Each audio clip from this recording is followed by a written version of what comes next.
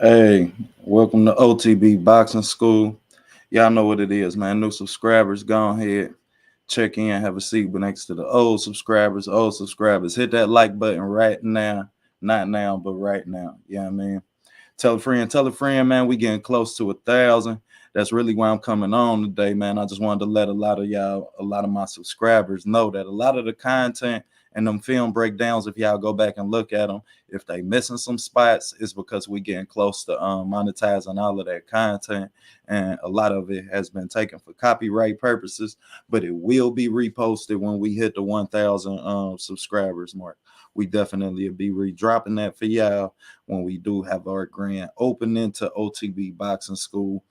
Also, we will be bringing you some fight breakdowns from the DAZN fight cards.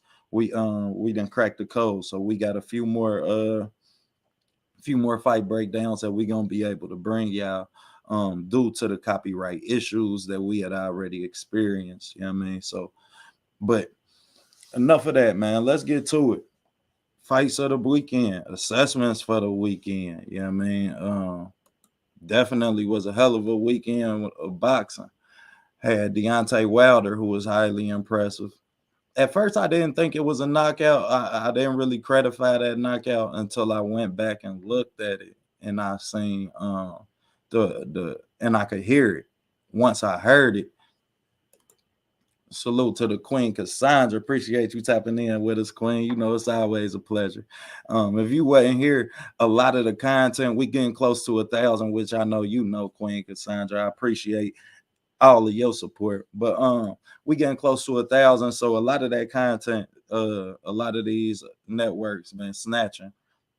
I don't know how they let them go in, but they be reselling shit like PBC sold all of they re-airing rights to CBS. So yeah, I mean we've been going through it with CBS, but a lot of them old breakdowns that I had up as we getting close to monetizing, they done snatched a lot of them a lot of some of the clips. So they might be shorter. They might not be the full breakdown that y'all remember looking at, because y'all remember from before, yeah, I mean the views really got up. So we gonna be dropping them again for y'all on the when we hit 1,000, we gonna redrop all of the breakdowns again, and we gonna give you some live breakdowns as well.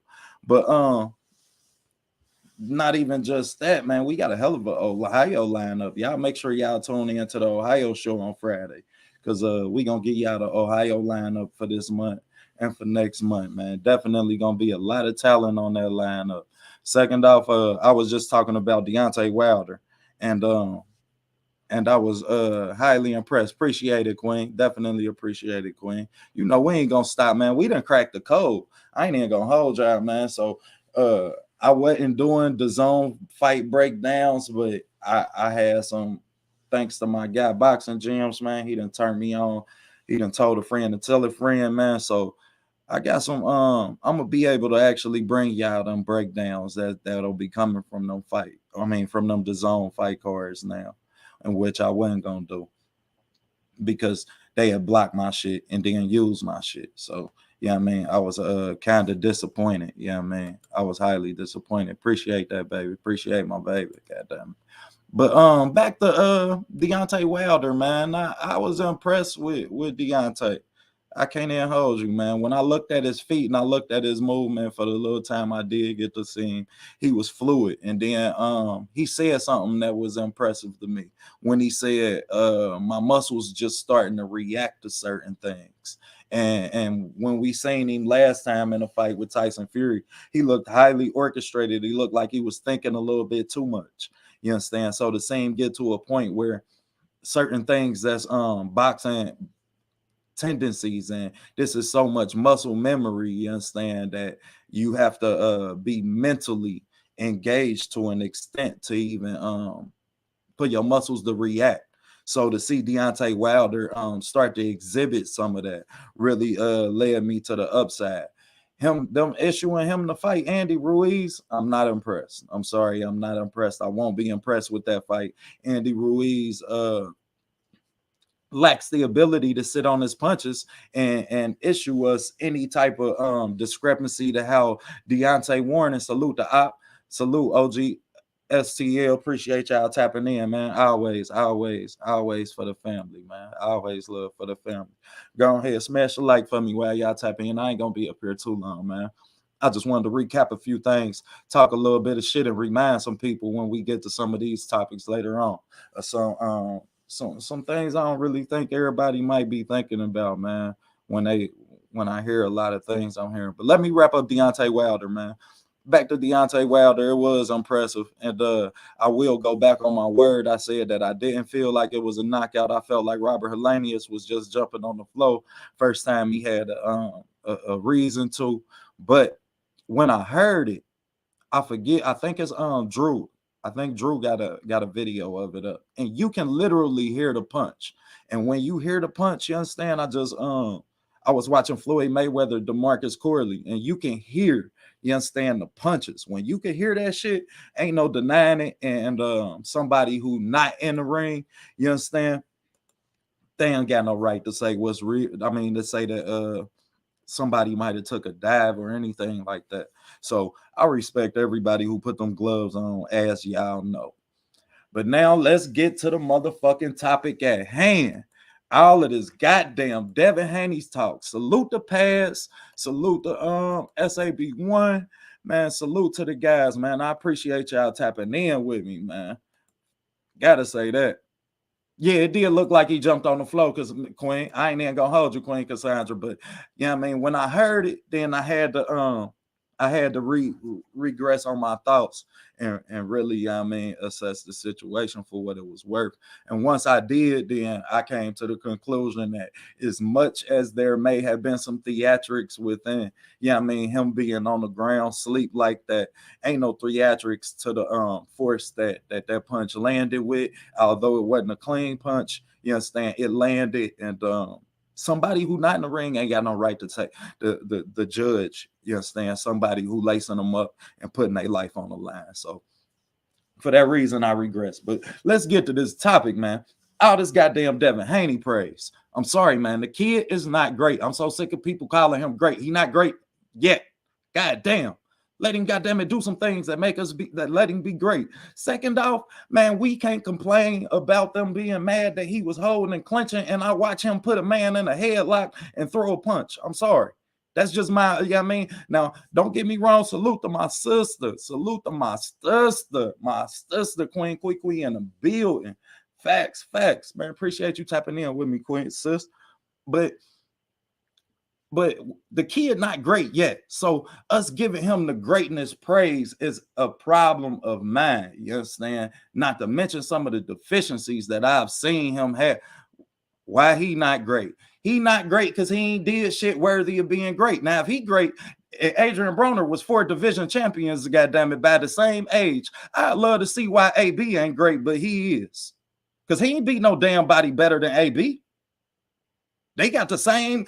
Cambosis don't beat nobody. AB beat on that streak, the 4 division champion. Shit, Cambosis might lose the Polly Malignaggi.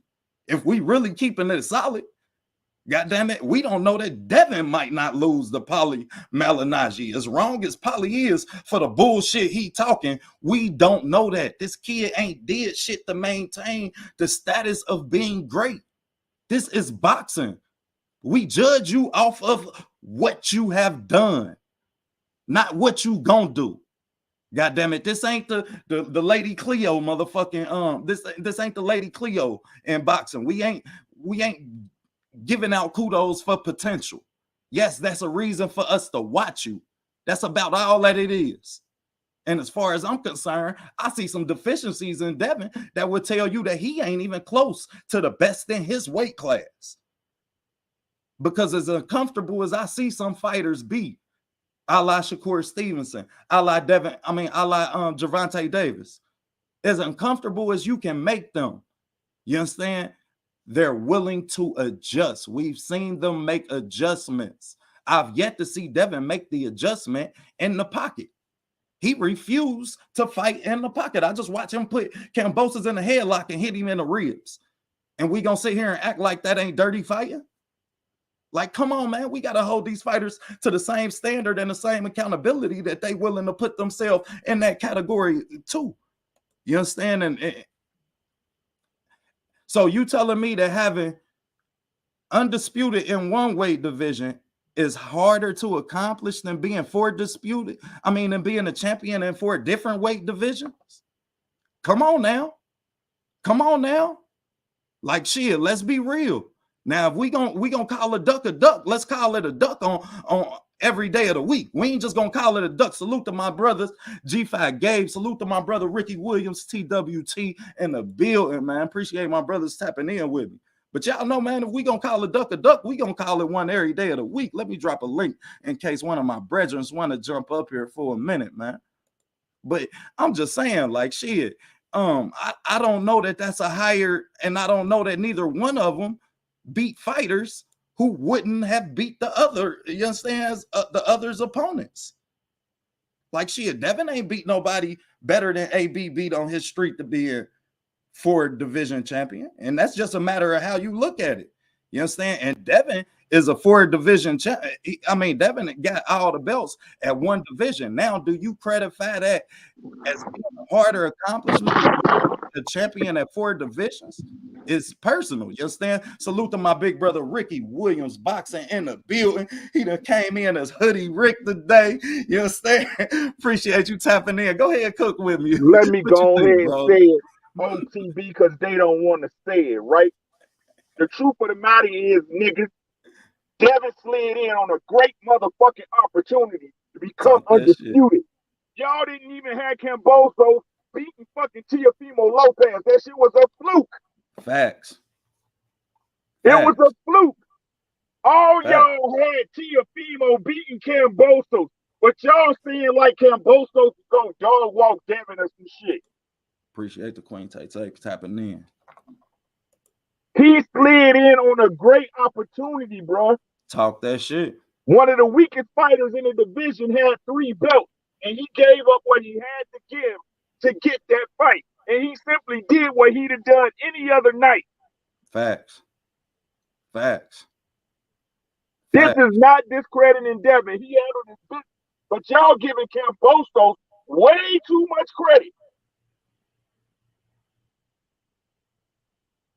Facts. Devin ain't did nothing. I'm just being honest with y'all. Facts.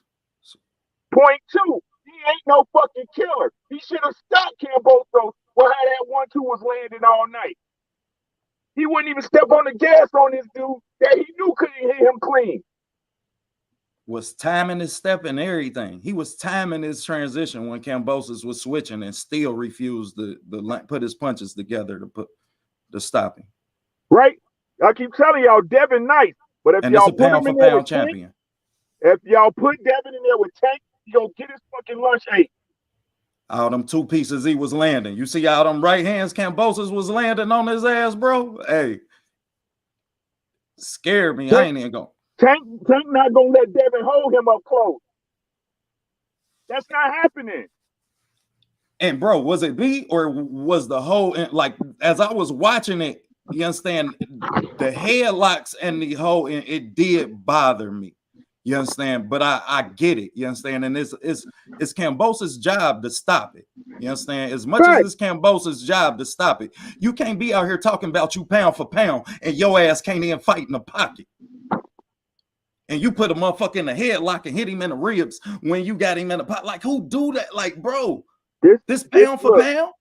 Bro, this ain't no disrespect to Devin Haney. I think he's a great fighter and a great talent, bro. But the point is, like I said, we need to call a spade, bro. And the point is, again, he slid in on a great opportunity to become undisputed. That's not taken away from his talent and the potential to be great. But until he get in there with his cohort, with his peers, which is the people like Shakur Stevenson, Tank Davis, these monsters that's in his the road to greatness. Talk that shit, bro. Right? That's the road to greatness. Right?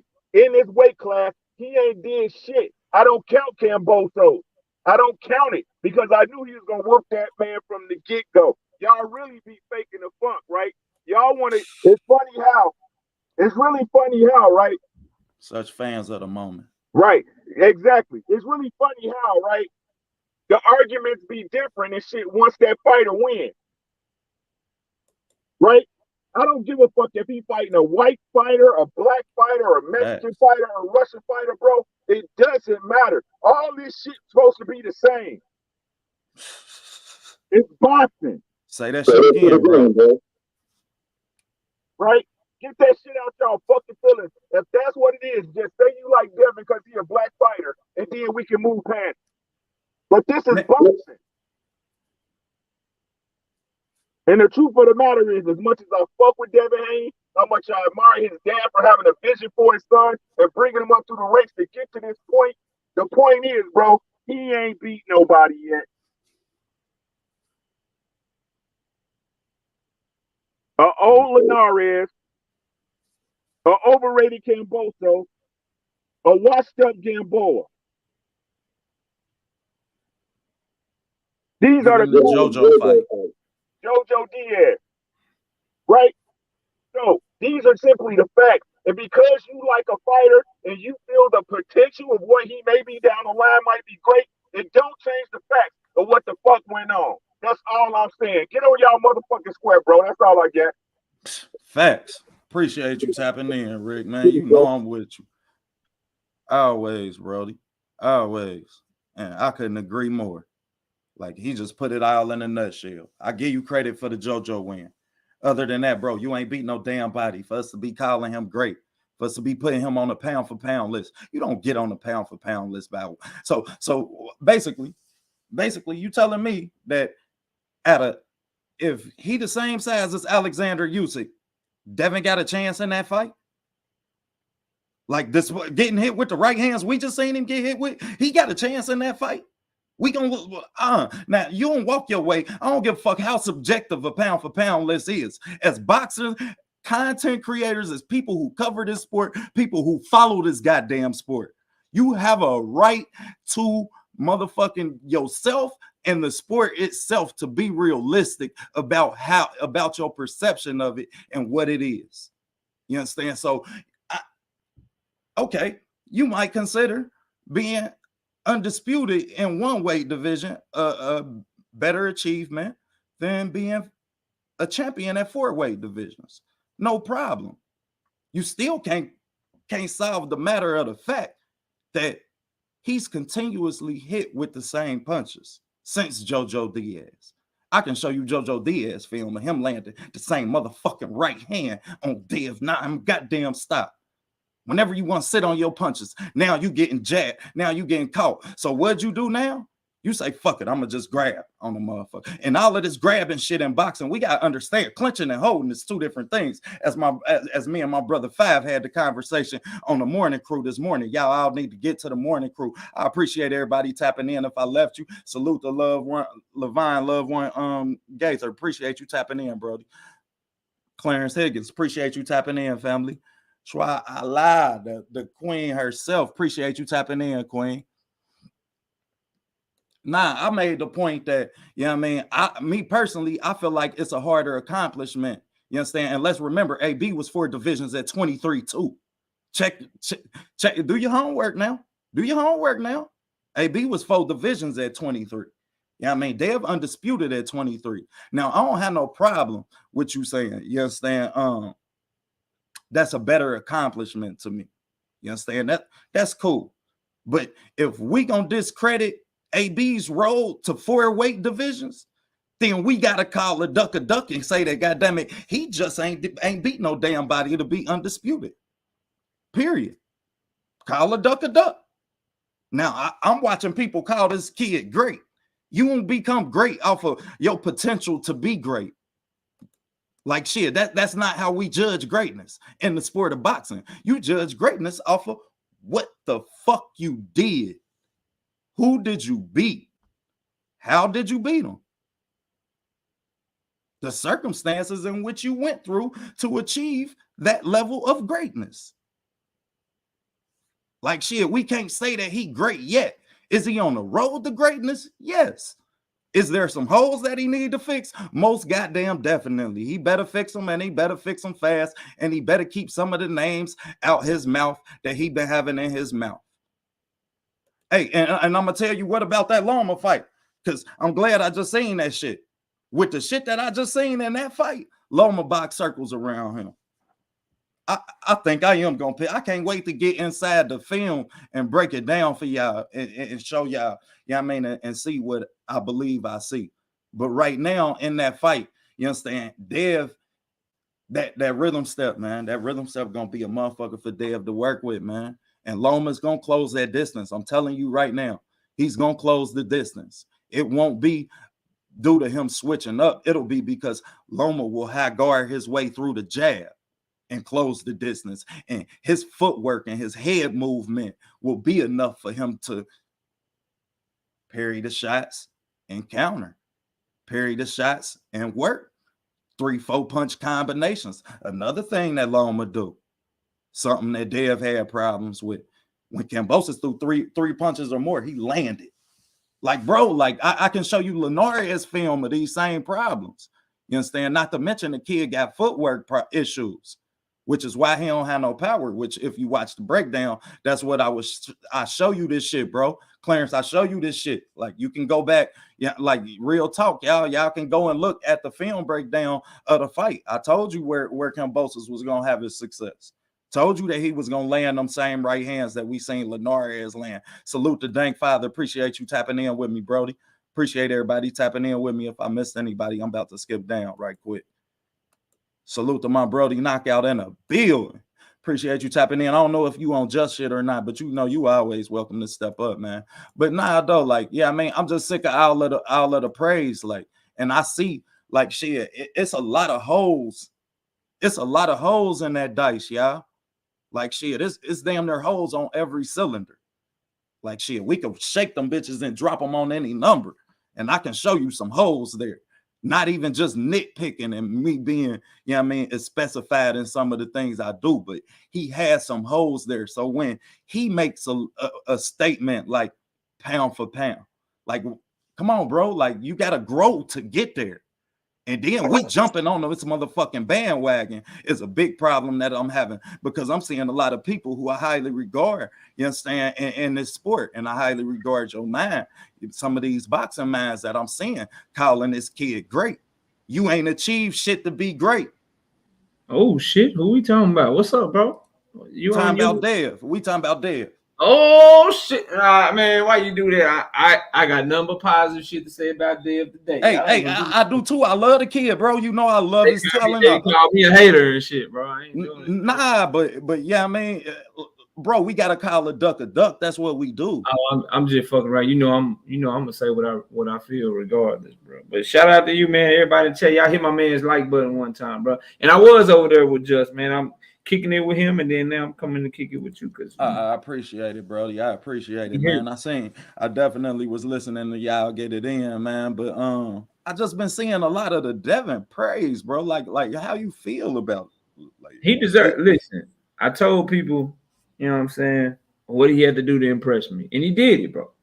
He did it. It was a much more entertaining fight than the first fight. I thought he went to work more. I liked that he led with his right hand more in that fight. He did way more damage to Kambosos in this fight than he did in the first fight. However, I am still maintaining, and I still say the same thing, bro. Like, he is the man at 135 pounds. He is the only champion. I ain't ready to call him the best yet, and I still think he got more to prove, because I need to see him fight either Loma, Tank, or Shakur. If he give me one of those three and then move up, I'm cool with that. I don't want to entertain, nor do I want to talk about him moving up in weight until he fights at least one of those guys. And I know the comeback from some people is that, well, Devin Haney can't make the weight no more. He's outgrowing the weight. Well, I'm sorry. I watch guys like Marvin Hagler, Earl Spence Jr., and Gary Russell Jr.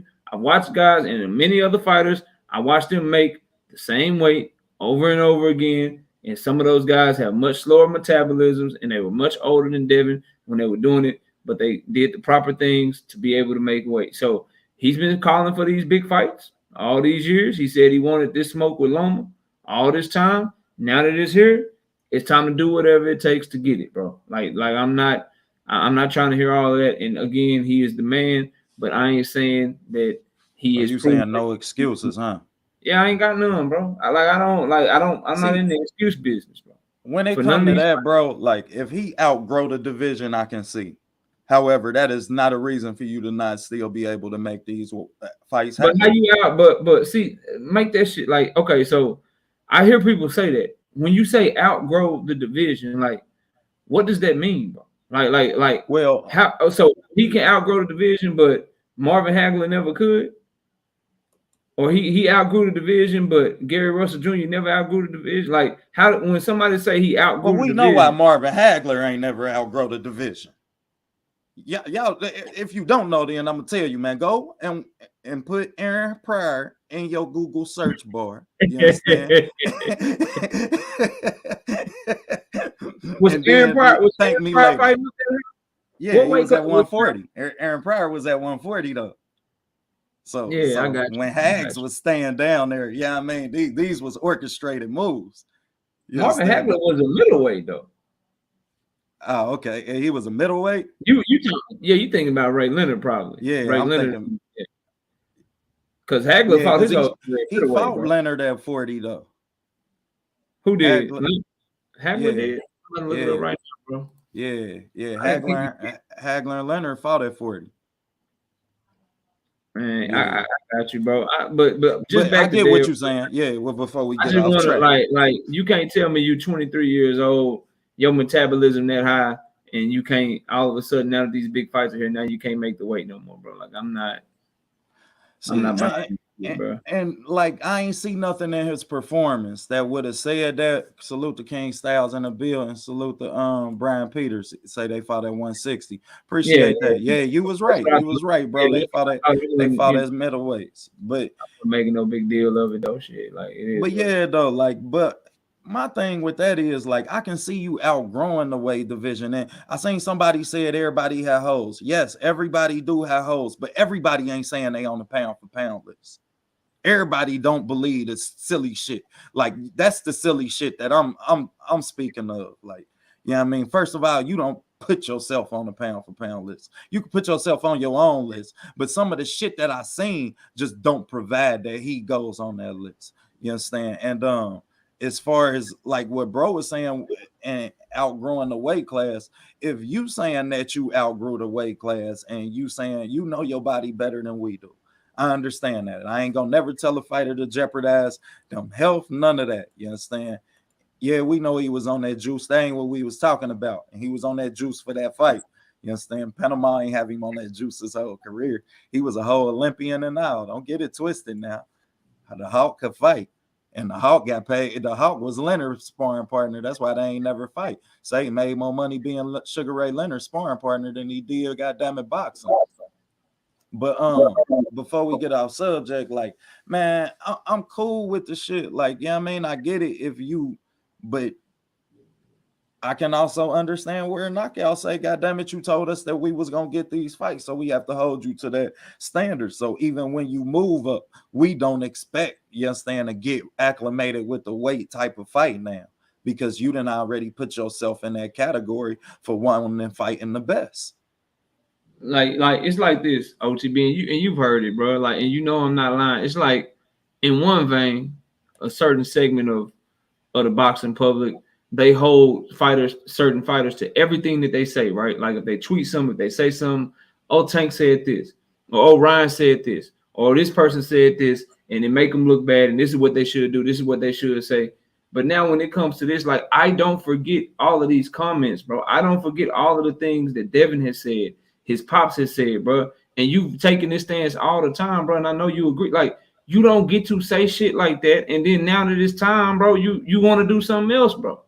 Like you can't, I can't get out my head all the shit that you've been saying about all these guys all this time, bro. And now that one of them is like, yeah, what you talking about ducking? You ducking who, man? But not how many of them fights ain't still available to him? Even if he move up to 140, how many of those fights with the names that? That's why I would prefer Loma over Tank and Shakur, because I think Tank and Shakur, they're gonna be up at 140 anyway. Tank, hell, he done already fought at 140, so the Devin and Tank fight can happen at 140. The Shakur and Devin fight can happen at 140. I don't think Loma's going up to 140. So if he don't fight Loma, then shit, you know, I don't think that fight will ever happen. And that, so I'd rather see Loma first because that's the only one I think has to happen at 135, or we don't get to see it. And that's my thing. You understand? When I seen all of the grappling, I'm glad you just brought up Rolly name, Mark Nash, because when I seen all of the grappling and shit, they wouldn't have never let Rolly get away with that much holding. They wouldn't have never let Rolly get out there and put nobody in a headlock. And as much as we seen, real talk, like I realized seeing Devin cuff the motherfucker head, and hit him with one of them, I say, damn. Like, I know we ain't getting taught this type of shit. And we like this shit, like it bothered me, bro. Like it bothered me because one, you done been a champion for almost 3 years now. Two, you done been in the camp of Floyd Mayweather. You done been, brandished with this level of boxing expertise. And I don't see that shit. I see it from a distance. I see it offensively. Offensively, the kid can throw all the punches, bro. Like he can throw every punch. I don't see it up close because he rejects fighting up close. He rejects fighting in the pocket. You get in the pocket on his ass, like you said, it's a headlock, it's a clinch, it's a trying to get the fight back to it. This is where he's comfortable. Which to that I would say, shit, you keep doing that shit until somebody can stop you, but eventually. All great fighters from the outside, eventually they're going to come against somebody that's going to make them fight on the inside, bro. And if you ain't got them skills, it's going to show. So I hope he's in the lab working on his skills. I just can't say Devin can or cannot fight on the inside because he's kind of like Terrence Crawford, right? Like I ain't never seen this shit before. So either you can't do it. It's something about you that's making you clinch when guys get inside on you, bro. It's something about you that when they get inside on you, you don't just give them that shoulder and throw blows on the inside and roll with punches and shit and try to fight on the inside. It's something in your game that's making you have to clinch when guys get in on you, bro. And making your game always be about keeping the fight on the outside. Like that can't be disputed. Facts. And that's because you have this defensive responsibility because your ass don't want to get hit. Let's just call it what it is, bro. Like you so worried about getting hit that you would rather not sit on your punches. You would rather just hold it and not, you understand? And my thing is like when I seen some of that shit, like I done seen film of Devin where he clinched perfectly, head on the shoulder, you understand? Securing the offhand, you understand? Eliminating the lead hand, pivot, square around with you. And then I done seen some where he just literally just come here. Give me hug. Give me hug, bro. Give me hug. I don't want no dap. Give me hug, bro. Like I think he nice from long range though. I ain't gonna take that from. I think long range he nice. And then I agree with what Mark just said about him being the most disrespected undisputed champion. I do gotta say, for all that clinching and shit, and I've been watching the sport a long time, and I know you have too. For all the clinching I seen him do, bro, I ain't never seen nobody track clinch stats like I saw ESPN track clinch stats. I ain't never seen that shit before in my life. Hell nah. Hey, when you said that shit, I say, goddamn it, knockout. We always on the same page because I ain't never seen watching that shit. I was like, damn, that was a punch from the network. Like shit, when you fighting the person, you fighting his trainer, and now you fighting the network too. Like shit, y'all better get the hell from over there. I ain't gonna hold you. Because that was a low blow for real. Cambosos ain't even a goddamn ESPN fighter. You would think that Devin was like the challenger coming over to Cambosos network to fight him, how they was doing that shit, bro. But nah, he supposed to be the champion. He undisputed. He supposed to be the ESPN fighter and shit. And they over here like, hey man, Devin Haney has initiated 17 clinches. I'm like, damn, when y'all start doing this shit, bro?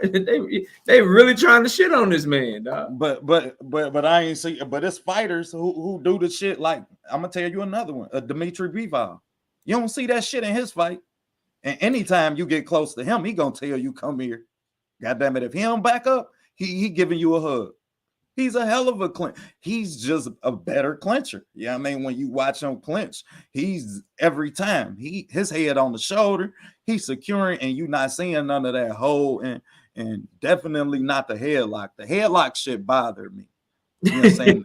Bro, the headlock, you know. He can, bro. You got to get him in however he can. Come here, get over here. Man, nah, hell nah. Ain't no place for that shit in boxing, man. And as far as I'm concerned, if I see one of my fighters and I catch you doing that shit, I'm gonna tell him to throw one of them Danny Garcia blind ass hooks, and your ass gonna be there to go to sleep because you're gonna be trying to get a hug, goddamn it, and it's gonna be a punch coming at your goofy ass.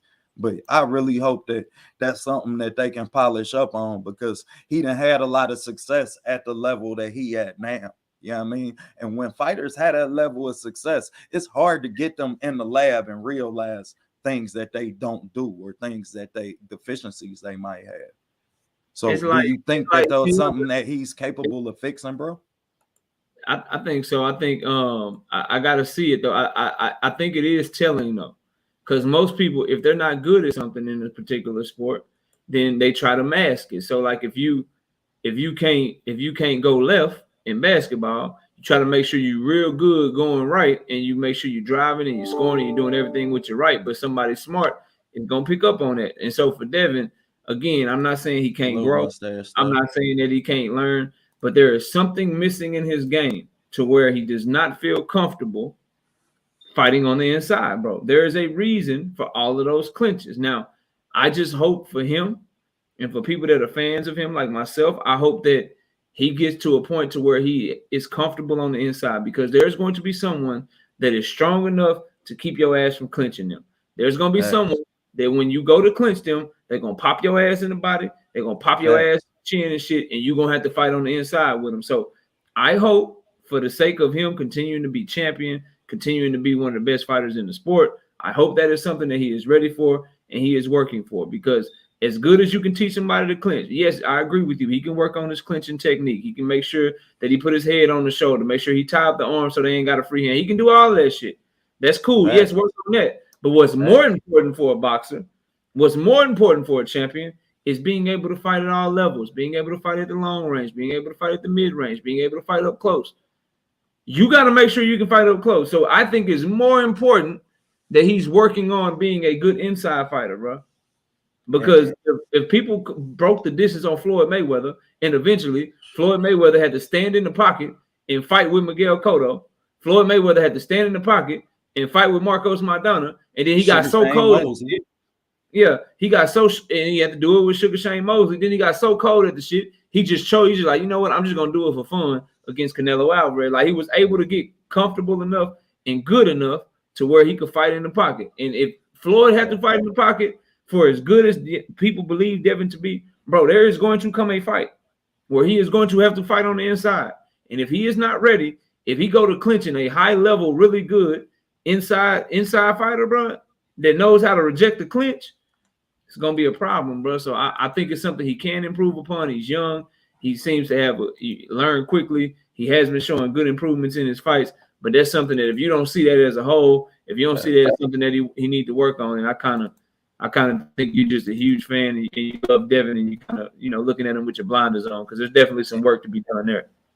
Facts, and I couldn't agree with you more. Mark Nash, Floyd did fight in the pocket before that, you know what I mean? But he didn't perfect it. He didn't have it perfected to where you could see a fighter like a Castillo and the Diego Corrales have a lot of success with Floyd up close in the pocket before.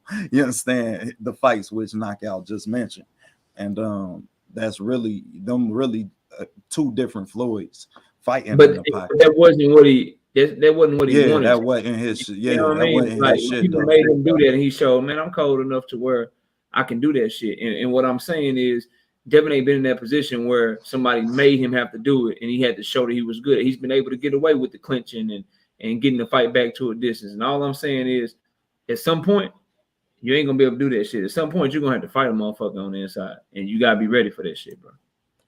In the pocket, Diego Corrales had a lot of success. Go back and watch that shit. He was catching Floyd. I want to say Floyd nose was bleeding that fight too. Floyd nose get the bleeding. Mark Nash, in case you ain't know, I'm not a Floyd Mayweather advocate, bro. I'm just not. That's just not my. Well, I gave you the Castillo example first, but that's not my GOAT at all. that's not my GOAT. So I mean, you can fight that battle as much as you want, but shit, who's my your GOAT? got Sugar Ray Robinson, man. Okay, yeah. Sugar Ray Robinson, man. That's the GOAT. That's the only GOAT. You know what I mean? When my daddy told me that Muhammad Ali was the GOAT, and then I found out about Sugar Ray Robinson, you understand, winning 80 fights in a row, then losing one fight, then winning 80 more in a row. I'm like, shit, that's the GOAT. Pop, that's the GOAT right there. Fuck you, man. So I mean, y'all gonna have to bring me another king that didn't fight everybody who he wanted to fight. Oh, you understand? Shit. Until then, gotta show me another GOAT, bro. Because when it come to dude, shit, if it ain't Diego Corrales, Castillo, or Canelo, he fought them all. Shit, fought Floyd. I mean, he fought Sugar Shane. Fought De La Hoya. Goddamn it. And whether it was his fault or not, shit, if you tell me, goddamn it, that it wasn't coincidence that he didn't fight a Winky Wright who was in his prime, then I think you full of shit. Period. Because all of them, shit, Miguel Cotto, old. Shit, he fought everybody old. Hell, Money May beat up everybody old. Pretty Boy took the fights, goddamn it, that made him able to do it. And goddamn it, I can respect him, but nah, that ain't my GOAT. Nah, that ain't no GOAT. Nah, that ain't no GOAT at all. Now let's get on to the ladies. Goddamn it. Give it up for the ladies. Gotta say that because we knew that these ladies was gonna put on the show, man, and to see it, you understand? Go ahead, bro. You give me your assessment. What was your favorite fight? You understand? What was your outtake? What was you surprised most? Go ahead, lock up the whole ladies for them, man. Oh man, so my favorite was Alicia Baumgarner because you know how it is, bro. When everybody disagree with you and shit and try to tell you that you're wrong and you don't know what you're looking at and all that shit, bro. Like, tell them we got some receipts, don't we not? We got some receipts, don't we not? That was my favorite and shit. Cause you know, Alicia Baumgarner can't do nothing. Oh man, they acted like we don't know boxing at all. Like we don't watch film. Like this ain't two of the best film guys on YouTube. Michaela Mayer got too much experience for Baumgarner, and I'm just sitting here like, man, Baumgarner rhythm. Her jab, her athleticism is gonna give Michaela Mayer problems. Baumgarner gonna catch Michaela Mayer with some right hands, make her respect. Hold on, bro. I hate to cut you off. We got us one. Okay, Mark Nash. What we cooking on? Shit. Yeah, we got us one. Dun, dun, dun. What we cooking on? What we cooking on? Floyd Mayweather being the GOAT? You got to specify the topic. Mark Nash, hit the link right quick so I can get your email and everything. Yeah, hit the link so we can get your email. Yeah, I mean, we gonna make it happen. We going on Floyd Mayweather being the GOAT, or we going on? Yeah, I mean, I like it. We can set this shit up right now. Because goddamn it, Winky Wright ain't the only person he ain't fight in they prime. I hate to tell you, bro. Community page. Man, we can run this one up. We can run this one up tonight, type shit, Mark. I'm talking about that type. That's all up here. We can run that shit. While you making up the while y'all trying to get the shit going, did you see my community page, bro? Did you see my big announcement about the? I seen the battles that you posted. I've seen the schedule. Did you see what's going down next Thursday? Yeah. That's the 26th, ain't it? Yeah. No, next Thursday is the 27th. Okay, the 27th. Yeah. Okay, go ahead. Tell the people what it is. Me versus BFTB, man. We're getting it. Shit, you ain't tell me that. I ain't see that. Yeah, that's why I was asking you, did you see it? Yeah. Damn. Knocked jumped out the tree. We're getting it popping next Thursday, bro. Oh, I know I get to moderate this one. I think KQ gonna moderate it, but you can all right, let me judge it then. It's going down. I judge it. Going down, man. We finally gonna get it in, man. I'm excited, bro. Man, I know you is, man. I know you is, and I'm glad to see.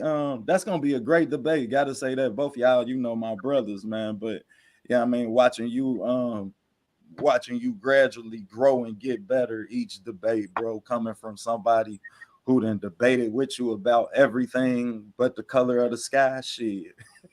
Like, yeah, man. I can't wait to see it, bro. I can't even hold you, man.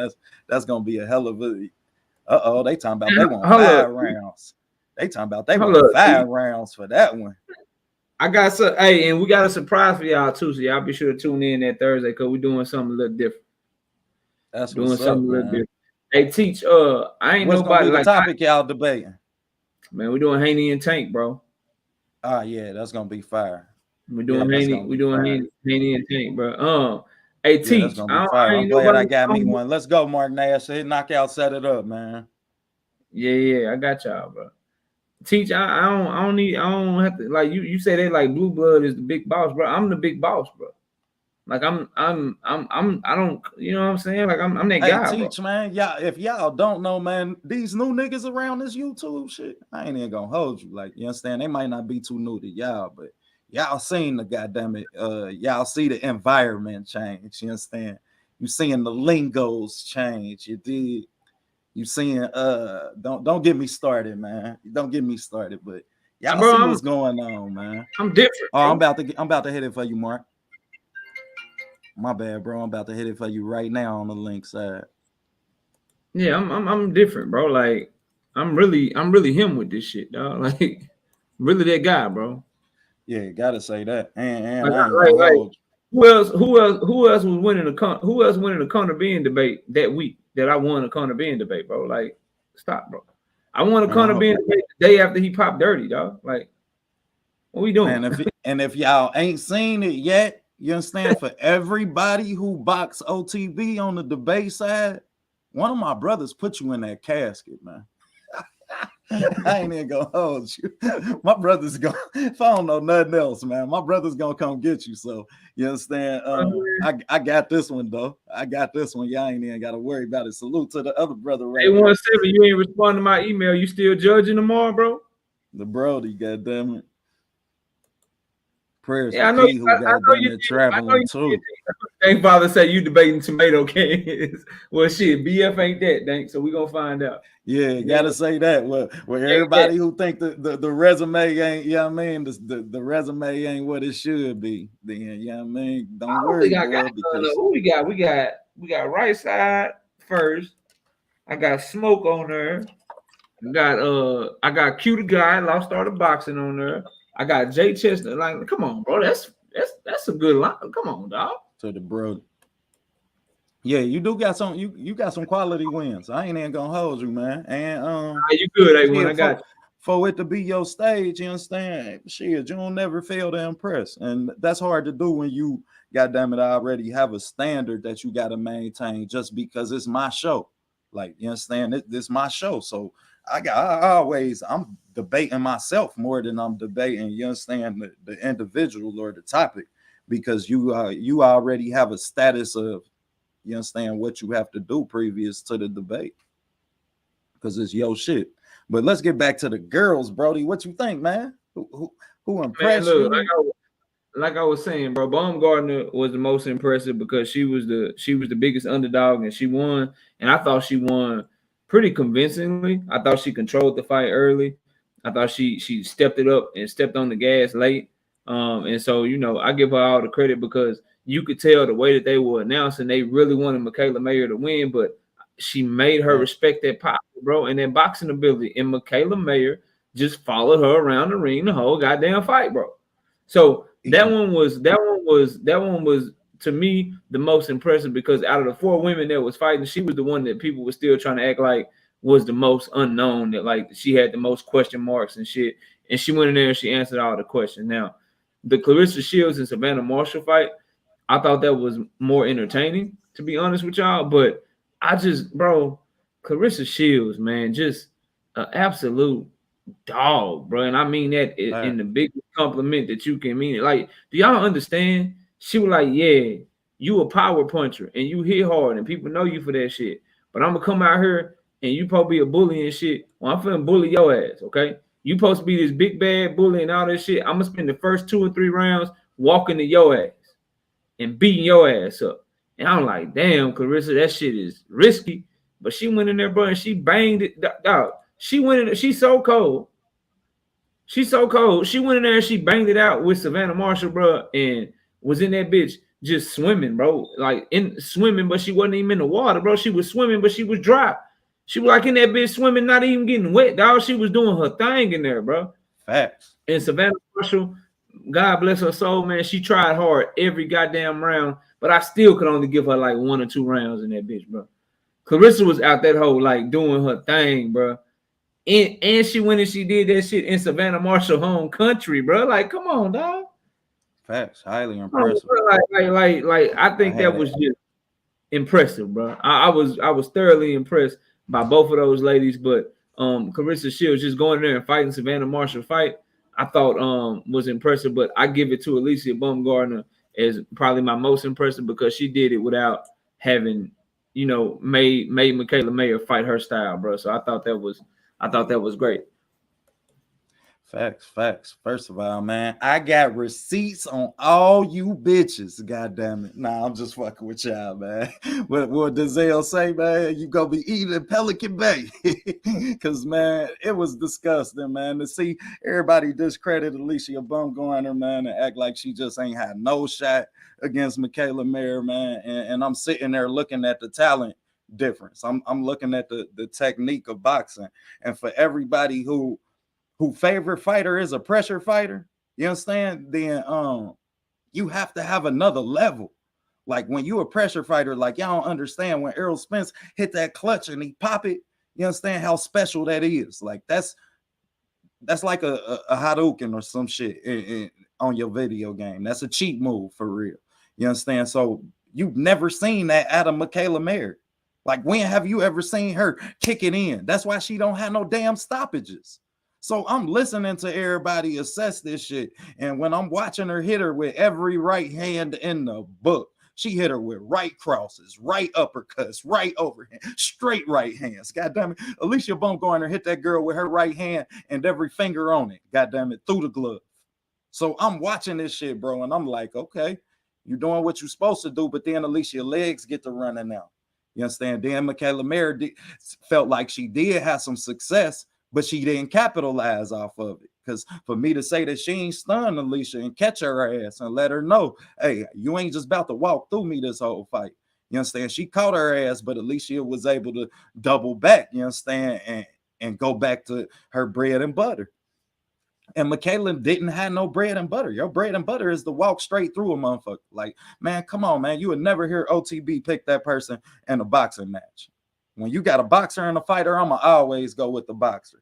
Because, goddamn it, if you done been in a fight with somebody who could box before, then we could have this conversation. But until then, you understand, I'm going to just advise y'all to go do it or either just watch a lot of film breakdowns of me knockout and the Brody boxing gyms. And, yeah, I mean, you might feel like you know enough to, yeah, I mean, where you can survive. But I was highly impressed with Alicia in that aspect. I wasn't surprised at all. You understand? And then when it came to Clarissa, she fought the fight that I didn't want her to fight. But I knew that she would have the attention to the body. That's why I kept saying, we going to know which Clarissa, yeah, I mean, we going to know what the performance going to look like Clarissa according to her attention to the body. So when I'm watching her the first 4 rounds and she just snatching that body, putting them together. You understand? I don't know if AB got a second, third gear. Hold on, man. It's 2 different ABs. Everybody just want to throw me on the AB boat now. It's 2 different ABs. You understand? And AB was never a high volume fighter in the first place. Mustache stuff. So this was never a fighter who was gonna go out there and overwhelm you. When he put pressure on you, it was from walking in your circle, and then he counterpunch your ass to sleep. Because in Ohio we teach boxing, watching shoulders, feet placement. You understand? We teach it at the core of it. So that was what he capitalized off of course. You understand? But he was never no volume puncher where he had to have a second or third gear. You understand? Now, Hart, shit, I don't see none of them. Tell me if your favorite fighter done fought a half a fight with a broke jaw. Now, people could say all the shit they want, but he took that punch early in the fight. He fought 6 rounds, almost the best 6 rounds of his life after he got punched drunk. But back to the ladies, man, because Mustache Steph, you almost got me, bro. Hit the link. Come on up. But back to the ladies, man. Clarissa Shields started snatching that body. I knew what was going to be good. And she stuck with it until she started to put it together. Now, what I didn't like is she gassed out. And that's something that I ain't hearing a lot of people, really talk about, because Savannah Marshall landed her punch. Let's not get up here and act like she didn't land a punch that most girls go to sleep from. You understand? She landed that punch. So once you see her land that punch on the ropes, and then you see Clarissa fight the last 3-4 rounds, and she talking about her eye was closed and she couldn't see. Hold on, y'all. Hold on, y'all. We can't ignore that bullshit neither. Salute to Queen Aisha. Appreciate you tapping in, Queen. But we can't ignore that neither, because if you was blind temporarily in a fight and you fought through it, as valiantly as that sounds, and it is, there's something wrong upstairs, baby. We need to go get her checked out, and I'm not sure if we want to see her in the ring again, because we know that she not gonna quit. We know that she not gonna tell us, I can't see out of this eye. So as a fighter, once I see you react to certain things, what you think I'm gonna do in my next fight? My whole game plan gonna be designed around, goddamn it, punching you in the eye again. Go blind again. You ain't got but 2 of them motherfuckers. And what's behind your eye? Since everybody so damn smart all of a sudden, what's behind your eye? Anything other than your brain? Shit. Now that's a bigger subject than I think anybody making out of this situation. You understand? Is that she really did say that her eye was. What'd you think of that, bro? No, real quick. Oh, I was talking about Alicia Baumgarner. Salute, Steph. Oh, my bad, bro. I was in the comments and up here. Yeah, man. My bad, bro. But you know, you always good. You said AB. You said AB, and he went in Adrian Broner defense mode on your ass. You gotta be careful. Yeah, man. They done associated me with AB now. When I see motherfuckers see my name and just start talking shit about AB, like, damn, bro. Nah, like, that's my bad. Bro, Mark Nash. Appreciate you tapping in with us, bro. So, Mark. Yeah, it's my bad with all the acronyms and whatnot. But as far as what you were saying, bro, what you think about her eye, bro? I mean, I like that she fought through it. She did what I hated.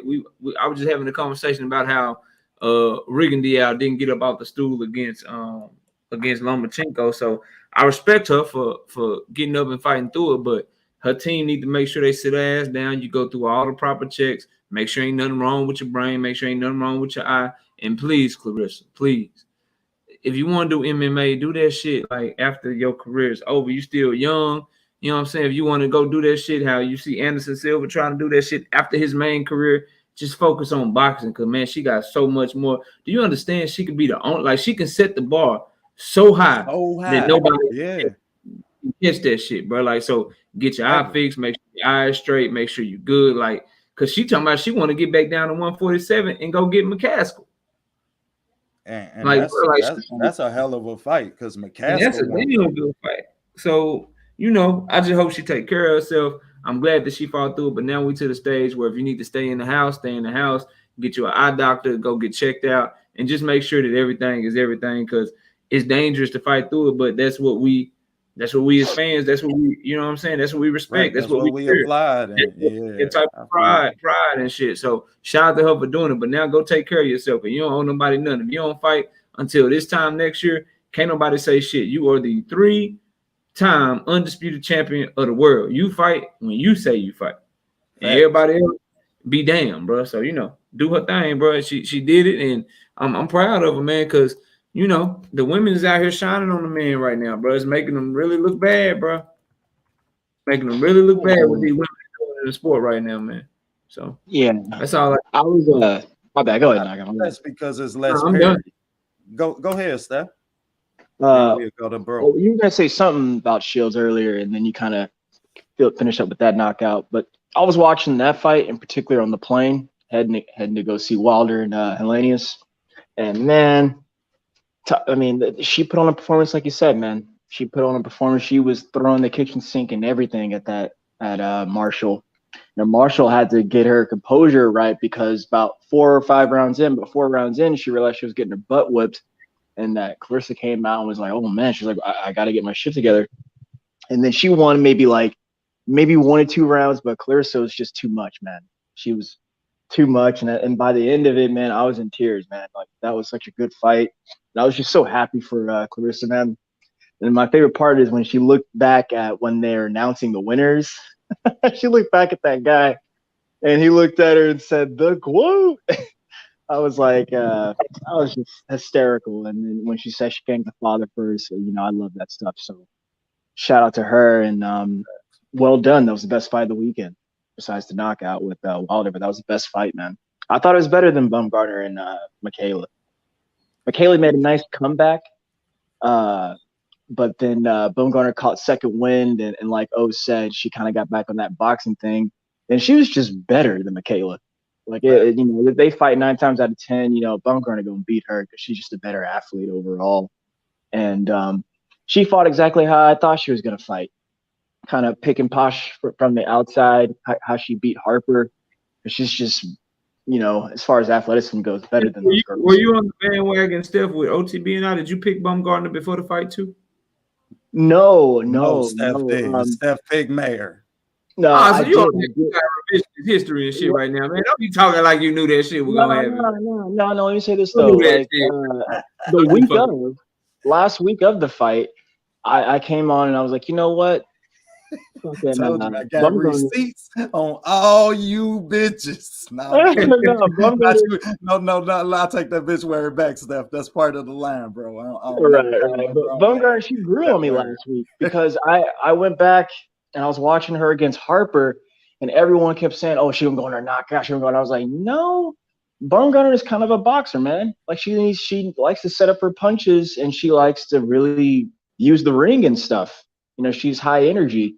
That's how she knocked Terry out. She kept Terry guessing, and then she just threw that one right, and it freaking knocked her out on her feet. So when I saw that and remembered that, I was like, man, you know what? Baumgarner's a boxer, man. Like, she might go in there and just box the shit out of Michaela and then get the knockout. But I wasn't expecting that. Question for y'all before we get to Bro Mark. Were y'all surprised at how tough Savannah Marshall was?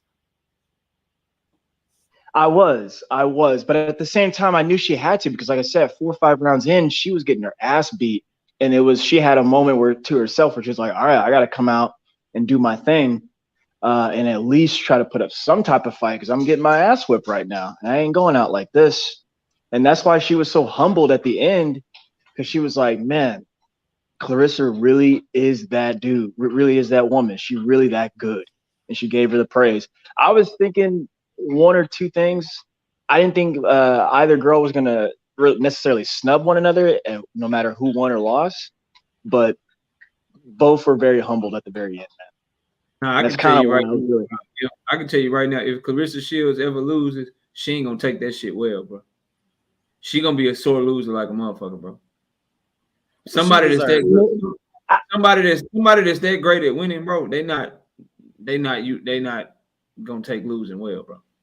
And I don't mind that. Just so I'm clear, like I will not criticize somebody for being a sore loser because sore losers make great winners. So I ain't got no issues with that. But to answer your question, OTB, nah, bro. Like I wasn't surprised because you got to think about it. Like this her moment, bro. Like this what they've been talking about the whole time. You know what I'm saying? I beat Clarissa. This is how she been promoted this whole time. She fighting in front of her home country and shit. Ain't no way she could go in there and fold, bro. Ain't no way. So I'm not surprised she fought with heart because she had no option, bro. She backed herself into that corner where if you don't show heart, your career pretty much people gonna be looking at you like you was a hype job. But now people are looking at her like, shit, Savannah Marshall. If your name ain't Clarissa Shields, Savannah Marshall probably beating her. Yeah, right. You ain't beating her. So she even in the loss, her stock went up. Cause man, she again, anybody else fighting Savannah Marshall fight like that, she beating their ass, bro. It's just Clarissa is Clarissa, bro. So and I said how tough, bro, because of the patience she showed. You understand? Like she was so patient. She got her ass whooped, like bro say, for about the first 4 or 5 rounds, and she didn't start to have no success until like 7, 8, 9. Like I mean, and to watch her continuously take them punches. And continuously it was talking her shit to Clarissa in the middle of the fight. Shit too. And she told her, "I'm gonna get you, I'm gonna get you." And she damn sure did. And Clarissa gave her props on that. But you understand, just to have that type of patience in your fight style is something that I applied as somebody who loved this sport, man. when you can be that patient and then be getting your ass whooped the way she was. You understand? I applied that. But big bro Mark, what you have on the take, bro? What you think of the girls? Man, I thought it was phenomenal, man. I thought the ladies went in there, showed and proved, and what I'm hearing a lot of. First and foremost, thanks for having me on OTB. Shout out to you, my it's brother. Always a pleasure. Nah, you good, bro. That's what you guys are doing out here. What I'm saying is this though. I thought the ladies did their thing. I think they might have had card of the night. They might have had card of the night far as excitement. Definitely the Wilder card had knockouts of the night with the Caleb Plant. I think Caleb Plant had knockout of the night. I don't know if I'm moving too fast, so if you already said that. Nah, you good. But far as I didn't like Michaela Mayer's slow start. I think she really put herself at a deficit in rounds 1, 2, and 3. Clearly, I don't know how some people were still giving her round 3. I said round 3 was the round where Baumgarner start talking shit. Yeah. Start saying, yeah, bitch, yeah. I told you I was gonna fuck you up, and I'm fucking you up. She was stunting on her, and I think that woke up Michaela Mayer. It's almost like not saying she's Jordan or nothing, but you know how they say, don't talk shit to Jordan and Kobe. Don't piss off the great ones. Period. Yeah, I always tell them, you catch them slipping. Absolutely. So, and I think she did herself and women's boxing a little disservice the way she was telling the crowd to boo. She walked out. She didn't want to do the interview. I think she missed a big moment right there to call out for the rematch, say, hey, I thought it was a close fight. But Baumgarner did her thing, man. She looked gassed a little bit in rounds 3, 4, 5, and 6. I mean 4, 5, and 6. But I thought once she opened that cut up on Michaela Mayer, gave her a second win. And she said, and I think that's what edged her out. The last 2 rounds, I didn't think the ladies, either lady, Baumgarner or Mayer, showed a lot of sense of urgency in rounds 9 and 10. And I thought round 10 could have went to either person. Do you guys remember who you gave the final round to? I gave the final round. Baumgarner. Yeah, I did too. If you go back and watch it, bro, she caught her with like 2 nasty ass right hands that were just so big, popped Michaela Mayer's head back and stopped her in the track. So I gave her that round off a clean, effective punch. And I don't think that's the only thing that separated was she just landed 2 shots that were just so much bigger than anything that Mayer landed in that round. So I gave that to Baumgarner. And then the same thing in the 9th round. The 9th round was close, but if you go watch it, there was a right hand in that 9th round too that again kind of jacked Michaela Mayer's jaw a little bit. So she just landed the bigger shots. But that's what had me kind of edging her to fight towards the back half of the fight when she did try to turn up a little bit. She landed those big shots. And the fight went just like you said it did, bro. In the middle, Michaela Mayer kind of took over a little bit. Her activity rate went up. She started landing on Alicia Baumgarner. And so she got the middle of the fight. But Baumgarner clearly outboxed in the first part of the fight. And then when she caught her second win, she landed the bigger shots in the back half of the fight to get the victory, in my opinion, bro. Seeing on how we love the science of boxing, y'all know this is what my channel about. So improvements that you would suggest to Michaela Mayer based off of what you've seen in that fight. Knockout. She got to learn. She got to get more comfortable being aggressive and fighting on her front foot and not have to have Tony Harrison dig into it. And Tony Harrison is not getting enough credit for the job he did in the corner in that fight. But shout out to Detroit. Yeah, he did his thing, bro. He really did. If you were paying attention to the instructions he gave and how he felt the fight slipping away from Baumgarner and kind of lit a fire under a little bit. So I'm motivating her, not so much as that. Yeah, he did his thing. But for her technical improvements, she got to fight. She got to learn how to fight off her front foot because I don't care who you are. Y'all hear me say it all the time, bro. You cannot spend the whole fight at the highest level fighting on your back foot and not get tired. She got to learn how to be the aggressor, be the lead, not always looking for counter shots, but learn how to get her shots off when she's the one that's first. And then that way, that'll allow her to learn how to be first and be last, and that'll make her even dangerous puncher and even dangerous fighter. So leading more is the biggest improvement that I can see. Leading more and fighting on her front foot more. Because when she decided to fight on her front foot in round 7 and 8, she looked dynamic. She looked powerful. And she was putting hands on fucking Michaela Mayer. So I think she waits a little bit too much. And that's the biggest adjustment I would give her. Like, go ahead and lead sometimes. You good enough to where you ain't got to wait to counter and land your right hand. Throw that bitch through the guard. Throw that bitch through the guard. Throw that bitch around the guard. That left hook, when she finally did throw that left hook to the body, that shit was sharp. That shit was fast. That shit was good. And she came around. Bro. Throw that shit like this. Don't wait. Throw that shit and lead the action more. That's her biggest adjustment. What about Michaela Mayer? Michaela Mayer, man, it's the same shit before the fight, bro. Stop following people around the goddamn ring, bro. Like you gotta learn how to cut off the ring. If you're gonna be a pressure, like between Michaela Mayer and Amanda Serrano, bro, they drive me crazy, bro. Like they drive me crazy. Like they do not. As a film guy, you be yelling at them bitches like, bro, damn, they do not throw the hook over here and keep the bitch in front of you. Michaela Mayer got to learn how to cut off the ring, and her defense needs so much work. But I don't think she can make the improvements to her defense to ever be a good defensive fighter. So if she's gonna be a pressure fighter, that's cool. If she's gonna rely on her pressure and her punch volume, that's cool. Then you gotta learn how to cut off the ring. You have to. So that's her biggest adjustment. I mean, her biggest improvement. Cut off the goddamn ring, Michaela Mayer. Facts. What about you, Steph? Adjustments. Yeah, kind of piggybanking off knockout, but I take it a little opposite. Just because we're talking about Mayer, right? Her versus Baumgarner, she needs to learn how to box off the back foot. Baumgarner is clearly better than her, so I would just try to get Baumgarner to commit to what I want her to do. You have to bait her in, get her to overcommit to you, and then you release what you got to release, your jab and your combinations, because like Knockout is saying, she can't fight on that front foot all that well, and every time she overcommits, she got caught, and that's why Alicia was really stunting on her. She was able to do anything she wanted by way of being athletic and popping that jab and then basically counter her all night. So I would say get better on the back foot, homegirl. And again, that's just because she's training for Baumgarner. So I don't know about all the other fights, but just Baumgarner, though. That's what I would say. Interesting. What about you, Mark? Man, you guys made some great points. I want to say this, though. What I saw, you want me to start with Mayer or Baumgarner? Because I saw start with whatever, bro. Mayer, run your bases. My brother, I appreciate it. Mayer has to start faster. You can't go down 3-0 in a 10-round fight. It's just no way around that. You cannot go down 3-0 in a 10-round fight. Just real quick, I just want to slide this one bar in. A lot of us was talking about we want women to have longer fights, like do we want the rounds to be longer, or they should do 12 rounds. These ladies look tired fighting at the highest level.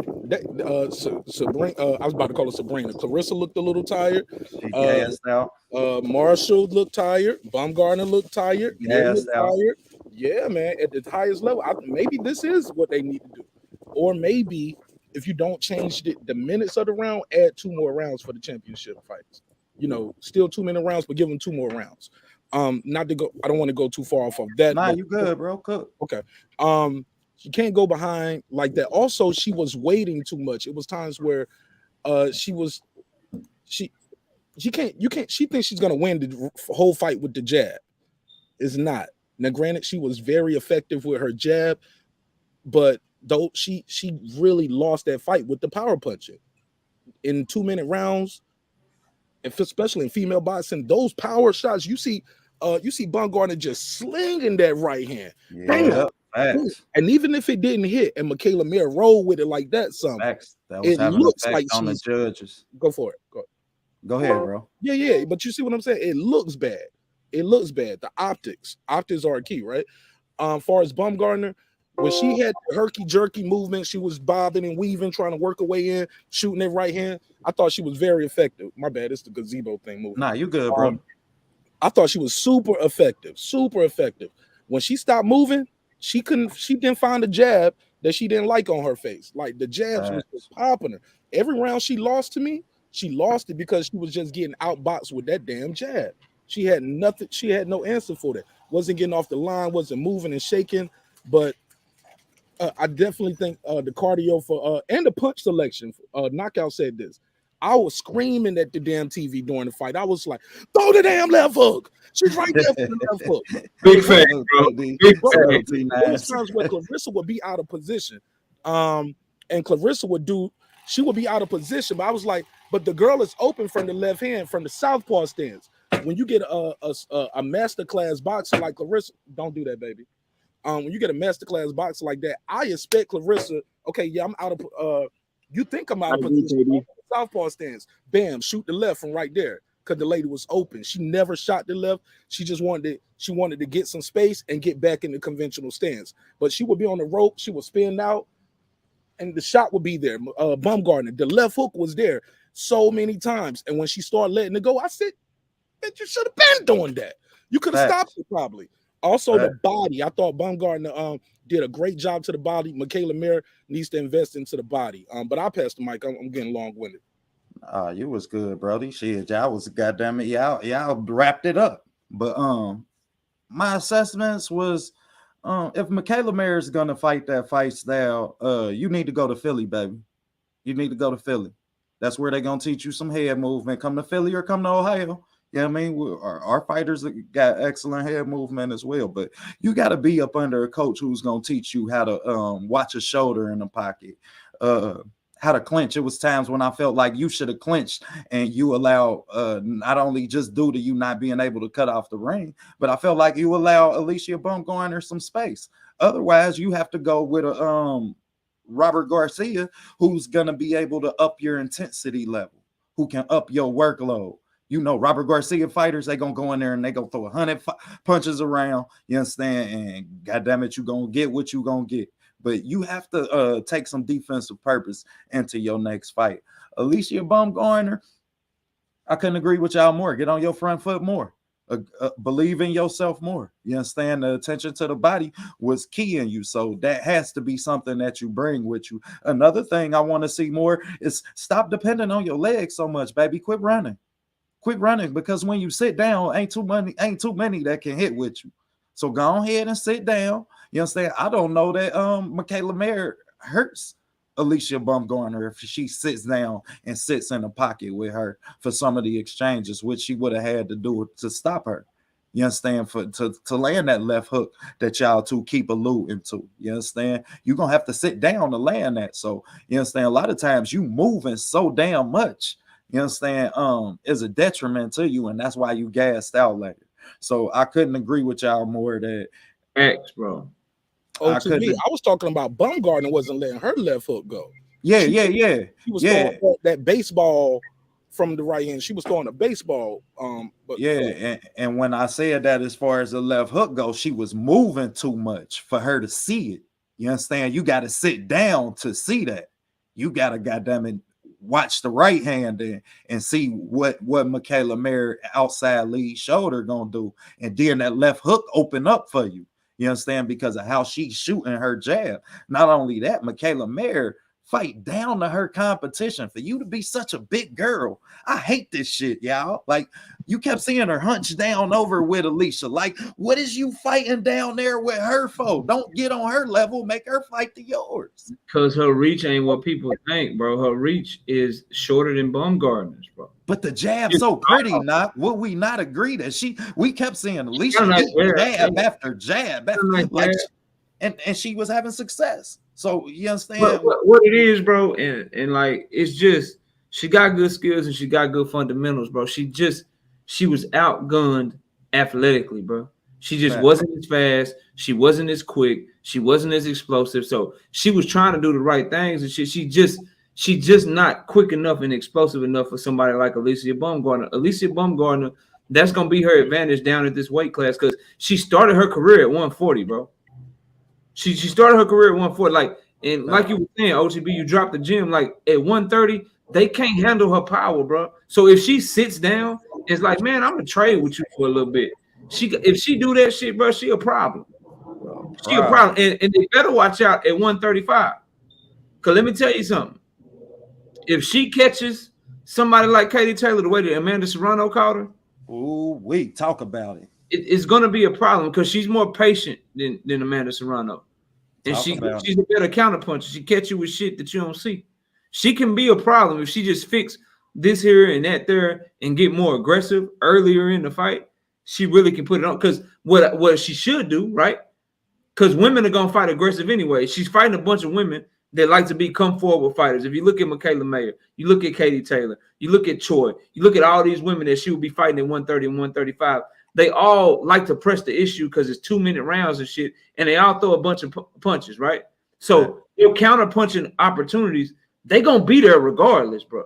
you're gonna have that opportunity. So if you start off the fight aggressive and you started off on your front foot and you piece their ass up, and then you use the back half of that to walk them in the shots. Now that you've already tendered them up a little bit, that's gonna make you even more dangerous as a fighter, bro. You unbeatable. You unbeatable. She got some shit to do to make herself, and like she had. The crazy thing is, out of all them fighters, she got more room for improvement than everybody else because she's younger and she fights much more in the rhythmic style. And her style in women's boxing is something that they not used to seeing. She can be a problem, bro. Because all them women, I don't want to say it because they all got little shit that they do differently. But for the most part, the women at the high level, volume punchers, they throw a lot of punches. They're trying to hurry up and win a round because they only got 2 minutes and they only got 10 rounds. She's something different. And so if she can perfect what she does differently, it's going to make her an even bigger problem, bro. Straight up and down. I agree with that, Kale. Yes, sir. I agree with that. Killed it. Caroline Dubois, impression level. Start off with you, now. Bruh. I told you how she was. Bruh, I have to. Okay. You give me my credit for the Jesse Bam Rodriguez. I'm always give you your credit for Bam because what? And nobody on the Bam wagon but you. You say OTB. So I must say, I am now a member. I've now jumped on the Caroline Dubois bandwagon, and y'all will always hear me say it's because of OTB. Because, bruh, you know who she remind me of, and you know I'm gonna say it. Bro, she had this bitch looking like Earl Spence, bro. She out there, hey, bro. Why does she hit so hard, bro? Smash the like, man.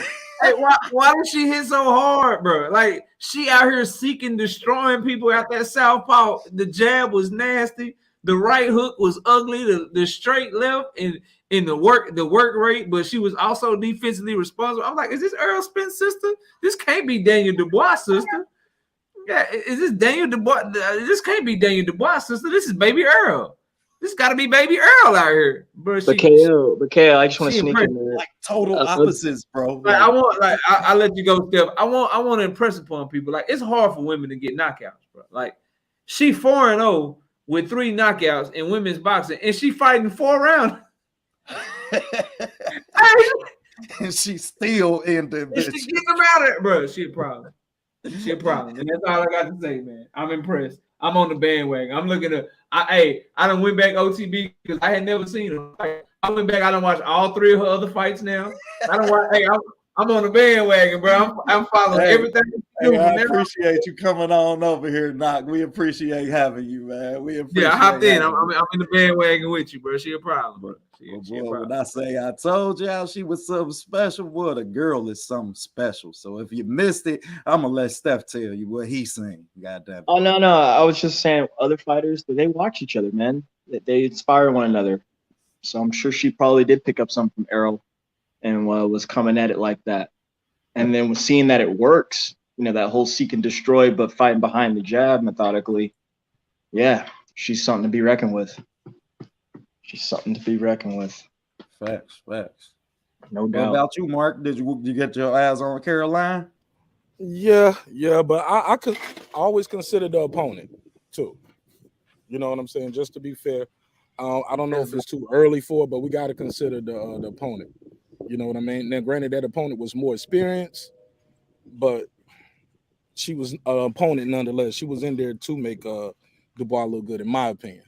Respect. Big fact. That's a big fact. On that note, though, Mark, but you still got to go in there and do that shit, though. You know what I'm saying?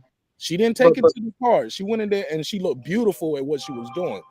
And so I'm just saying, the opponents matter, but it's also you at least you ain't going the whole distance with somebody. You supposed to make you look good. And she put her name out there. A lot of people didn't know about her, but she definitely made a statement. Facts. And you know what though, Mark? That's something we got to wait on, sir, because women's boxing depth is just not deep right now, man. There's maybe 2 big names to a class, and that's only like 4 classes. And then they're all literally building each other up by that's why they rep each other after all these fights, especially the big name women. But they don't have enough depth, man.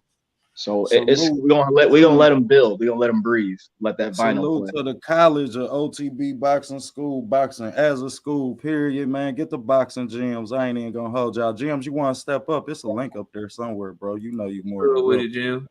Appreciate you tapping in with me, Brody. I cracked the code today, Gyms. Man, hey, I appreciate you so much, Brody. I cracked the code today. I definitely cracked the code, man. So we gonna have some more exclusive breakdowns, and now we could do some things that we really want to do. Hey, it's Shawala crazy as hell, bro. Shawala silly. I was upset they sit her out there with that man. It damn sure did. Hey, tell me if y'all ain't look at that fight. Oh yeah, I appreciate it. Go ahead, pop them through, James, man. I done cracked the code now, man. I'm so hungry and motivated. That was right on time too, right when we close and approaching 1,000. So if you ain't subscribed, I appreciate it if y'all subscribe. Hey, the girl from Bulgaria had that goddamn crew cut, bro. Bro, tell me if you wasn't looking at her and you ain't get flashes of the DeJean Cruz fight.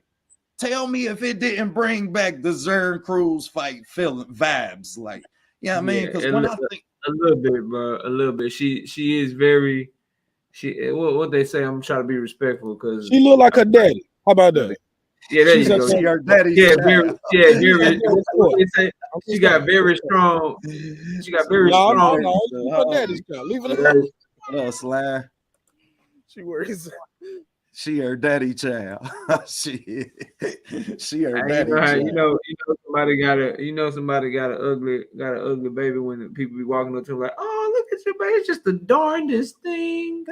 The baby cute or nothing. It's the darndest thing. Look at that baby.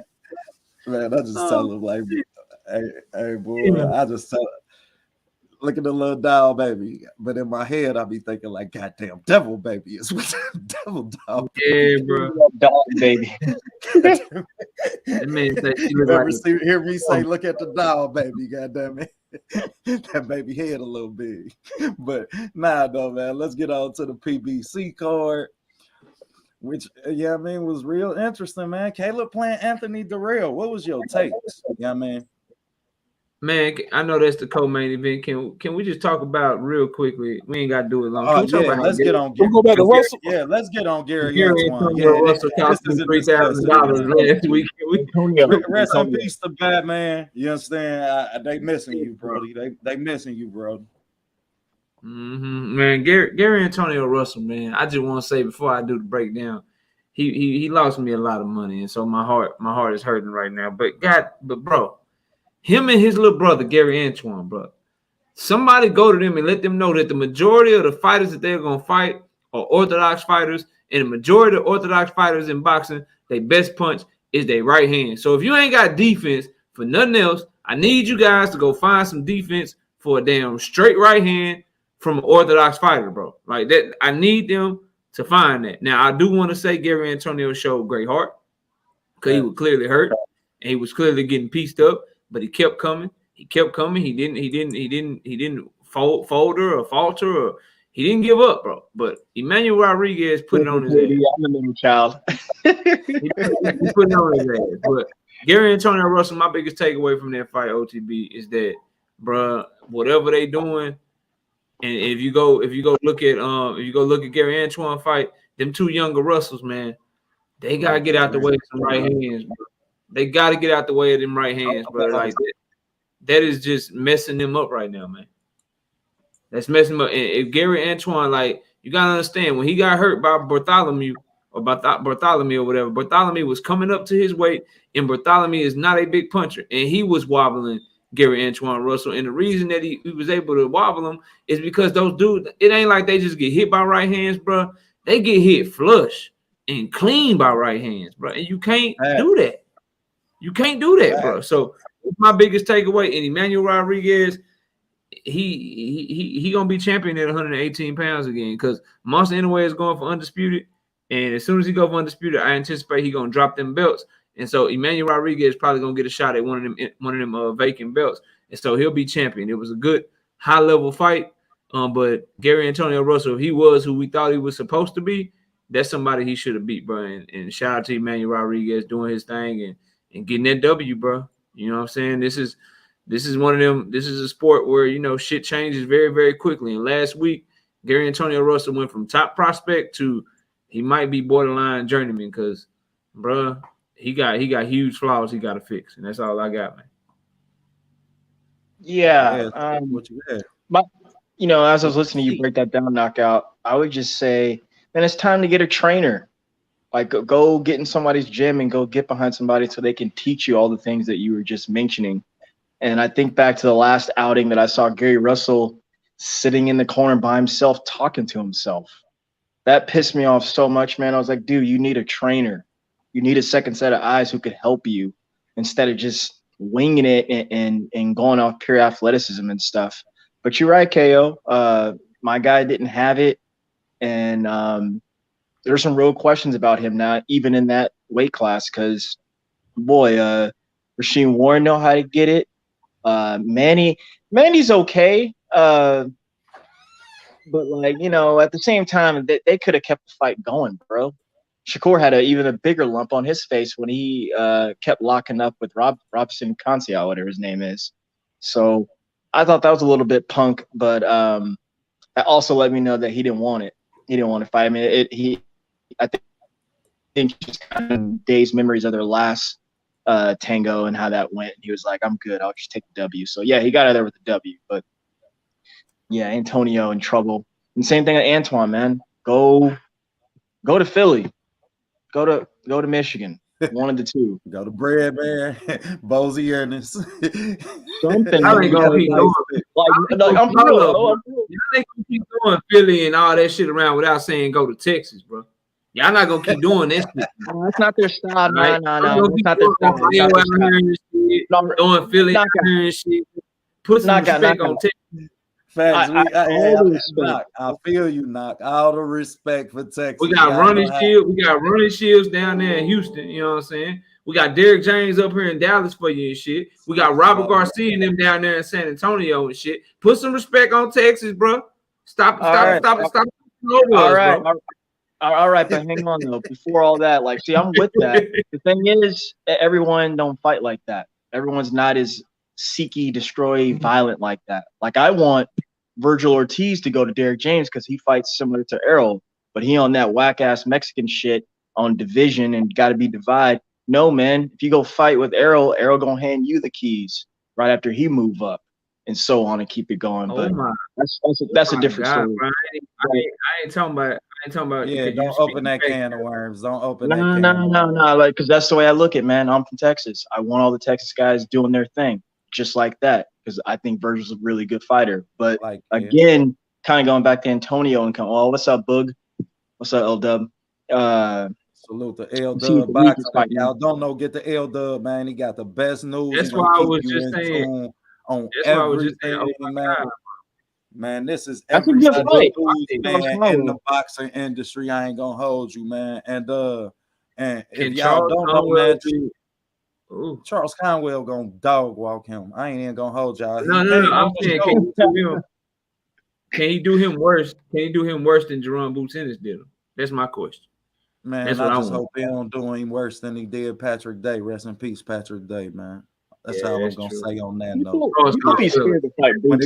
When it comes to the beast, man, if y'all don't know, we had Charles Conwell on. He actually debuted and told us about his fight on OTB Boxing School, man. Me and my co-host, Mr. Ohio Runs Boxing himself, was blessed enough to have him. I did just touch down with Bread, man. He gonna be back on OTB Boxing School. Talk to Slick Rick, Ricardo Williams. He gonna be tapping in with OTB Boxing School. Man, we get to this 1,000. I ain't even gonna hold y'all. We working, man. We got some special things coming. And I forgot what the hell we was talking about. Caleb Plant, wasn't we on Caleb? We were talking about Antonio. But we was talking about Gary Antonio. Gary Antonio. It's on you, Mark. Go ahead, bro. What you get from man. Congrats, man. Antonio slaughter session. Sorry, I had to plug out of work coming, bro. Man, that's super dope. Don't have to apologize for greatness, man. Just let it happen. Good shit. I want to say this. I look, I know we always say don't put a lot in on the weigh-ins and how guys look at the weigh-ins, but did y'all see the weigh-in for this fight for Gary Antonio? I didn't. Y'all, Yeah, okay. Nah, I didn't see it, bro. Go back and watch it. Go ahead, Go put back on and watch game. it. I was Teach telling somebody, I class. was like, the writing looked like it was on the wall for me. I know they was like, don't look too much into give too much credence into weigh-ins, but homie. Hey, Jim said he in the back, TB. Fam, Real quick. Damn, my bad, James. He looks at I the ain't dude in like see, brother. instead of looking at the dude eye to eye, because you know he's a little taller, he was looking down like this, like at the guy's chest and at his shoes. Right. Wasn't even looking at him. And then turned away real quick. I was like, yo, this ain't good. I don't like the body language. This ain't good. And you know what everybody told me, Martin Nash, that don't mean nothing. Who turned away quick? I said, he ain't even look at him in his face. He looking at him like, damn, this nigga in shape. Yeah, that's words. And then he had the Jordans on in the ring. I thought, like, we was trying to debate, was those even real boxing shoes? I was like, are those Jordans or are those boxing Jordans? Nah, they was Jordans. Yeah, just regular Jordans. Regular 11s. Amanda Serrano did that shit. Now everybody want to do it. Salute to my big brother, Coach. Glove up, What up, Coach? glove up, boxing and more. Man, y'all know what to do if y'all ain't already did it. Mark Nash say, "Goddamn it, give me some keys to OTB But boxing see, school class in session." I like that. I hear what y'all saying on that, bro. I hear what y'all saying, bro. But I watched Daniel Dubois punk Joe Joyce in the way in. we see how that fight went, bro. So I think it just depends on the fight. Sometimes that shit means something. Sometimes that shit don't mean nothing, bro. But when you go in there and you have that kind of performance, hey, look, basketball shoes supposed to give you some grip, homie. He was slipping and sliding all over the canvas, homie. That was and a his problem. ass washed. That was a problem. He had Respect. too much grip. He had too much grip on that front foot. That's a good eye, man. Yeah, teach class, James. Go ahead, teach He class. had too much grip on that front foot while he was trying to throw that jab, getting caught with them counter right hands all fucking night. But nah, buddy, they got to learn to get their head off the line. That's what it really is, bro. And their head movement is lacking, bro. Especially Gary Antonio. Facts. And that's what I got out of it. I got that we forget that Gary Russell Jr., yeah, I mean, he had the likes of Coach K, Kenny Porter. You understand? These are coaches who teach head movement. I forgot the other dude that was in that camp, man. But yeah, I mean, that Olympic USA boxing team that Gary Russell and a lot of that training that he had that his brothers didn't, you understand, is just showing me how much I value, you understand, what some of them guys, you understand, included in those in that training group really bring to their careers, man. OTB, I mean, at some point he did try to switch it up and start throwing straights to the body, like, you know, crosses and jabs to the body, which was working without him getting countered. But then as soon as he went back up to the head, that shit was still timed, and I think that's when he got hurt. Yeah, because goddamn it, he got all that reach and don't want to fight behind it. You Yeah, got all that no damn defense reach either. and don't want to fight behind it. You understand? But you can like certain things you can make up for certain deficiencies you have, is why I say that stuff. Because if you know that you got a problem getting your head off the line, then why don't you be Devin Haney, goddammit, and make sure that you fight from a distance? Right. Control the line. He don't have defense. I think control the line. Defense. He don't have no defense, man. Some gotta be some gotta give, bro. You can't have flat feet and have your head on the line, bro. Like you gotta give me one. Like, can I get one of them from you, bro? Can you either move your feet and use lateral movement, or can you have good head movement? Like Devin Haney ain't got the best head movement in the world, but he gonna move around that goddamn ring and pivot and use lateral movement. Shakur Stevenson ain't got the best feet, but he got damn good head movement. Like, bro, give me something, bro. Gary Antonio didn't give me shit, and he cost me my parlay. I cannot believe he fucked me up, bro. Like I was, or knockout. At least give me the proper feints and probes to disguise that jab, bro. You know what I'm saying? There's so many different ways that you could disguise coming in with a jab. There's so many ways to come inside. He just kept trying the same shit, kept bumping his head. Oh, you mean the first damn time? You ain't learned shit from the first time. You mean you saw him throwing that same double jab over and over again? Is that what you tell? Fam, he's doing the same thing every time, fam. Time, bro. Right hand, left hook, right hand, like that shit was You crazy, know when we all been there, bro. You know when you about to lose a bet, you just keep looking at the bet over and over again. In between every round, I'm just looking at the shit over and over again, bro. This dude about to call it. I mean, I hit them all, bro. Look, I hit the whole Michaela Mayer and Baumgarner card. I hit all of the Devin Haney shit. I hit every other fight on $10 the get you 3,000 type shit. That is the only fight that fucked me up, bro. No, that's the last live I was on when you was telling us about the parlay that you had. Yeah. He had told us about it on here. Matter of fact, that's the last one I was on. Yeah. Damn, hey, when I seen Gary fucked up that money, boy, I wasn't as mad because it was only $10 and I ain't used to gambling yet. But the next morning, when I had to throw in that motherfucking pay stub to pay my rent out, I was cussing Gary ass out. Yeah. I say, man, yo, punk ass.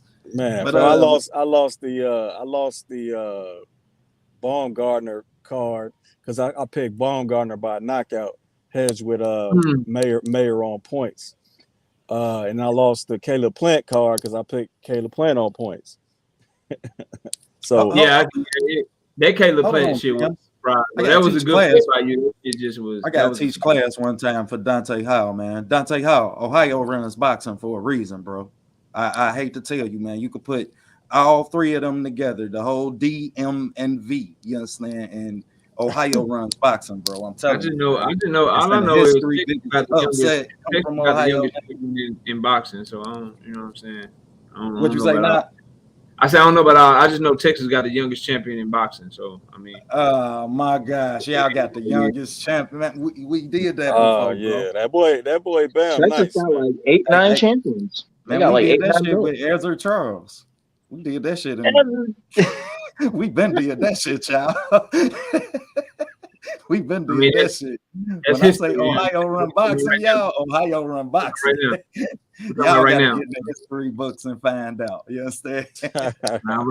Right now it's Texas all day, bro. You know what I'm saying? Oh man, but while we on the Ohio subject, man, we got a fighter from the Cleveland area. Isaiah Steen gonna be fighting on the Showbox card, man. He the headliner on that card. And when I say his prediction tomorrow to be fighting a dude from Ghana. Yeah. Oh, he about to look good, bro. He about to look good. You know, we got one more coming. Don't think Abdullah Mason, Tiger Johnson, and Big Baby Miller is all we got. Hey, we got some more shit coming. I ain't even gonna hold you, man. I'm highly impressed. I like Isaiah. Oh, you ain't know, bro? Abdullah Mason just came out and said he was born in Texas, bro. Man, get the fuck out of here. I told you, hey, between me and you, I give you Abdullah because I've been face to face with Tiger and he's just such a real and down to earth young kid. I ain't met Abdullah yet. So Mr. Valiant Mason, you know what I mean? Check in, tap in, we can get your boy a little up higher on my list. We traded you know, a long time ago. I don't know if Coach is still in the building, but we traded since the Charlos was originally born in Louisiana. We kept Jermell, but we have traded Jamal Charlo to Louisiana for Regis Prograis. So my gosh, man. Now y'all got Regis by trade, man. Yeah, we got because Regis live in Houston anyway. He been living in Houston and shit, you know what I'm saying? So we just go ahead and we adopt him and we give Jamal back to Louisiana because Jamal been bullshit. Y'all seen Ohio? Y'all seen Top Rank just did damn near an all Ohio card. Y'all lit right now, bro. How many cities could say some shit like that? But let's get on. Y'all got the best prospects. Y'all prospects are fire, bro. I ain't gonna hold you. Y'all got some good prospects. I ain't gonna hold you. While we on that subject, man, we had a gym down here by the name of Real Deal Boxing Gym, man. They just had 4 more silver glove champions. When I say this gym had 10 national champions earlier, man, shout out to my brother Dion Meadows, man. And as I get on my gym hunt, I got a couple interviews with a couple of them kids, man, but I don't want to drop them yet. I'm gonna wait on till we could do it how I want to bring them to you, I mean, so y'all can get to know these kids. But it's some special talent about to come up out of here, man. But let's get to Caleb Plant, Anthony Dirrell, man. Knockout. Go. Now let's go reverse. What you have? You go reverse. What you have from Dirrell and Plant, bro? I think we all pretty much knew that Caleb Plant was gonna box circles around Anthony Dirrell at least until the championship rounds, where Caleb's known to gas. Now, but the knockout was surprising for me. I think, man, it was a beautiful little left hook to the he dropped levels to the body, left hook to the body, drop levels again, left hook up top. Fooled the shit out of Anthony Dirrell. He ain't even see it coming. So yeah, I ain't see it coming neither though. So but nah, I mean, I kind of like that fight wasn't really gonna be a competitive fight, bro. Unless Plant gas, which obviously he knocked him out before he did. Facts, which was smart. That was smart on Caleb Plant part too. Well, or just lucky. But no, it was a beautiful setup. I'm not saying it was a lucky punch, but you know what I mean, it was the timing of it was perfect. It was right at the start of the championship rounds.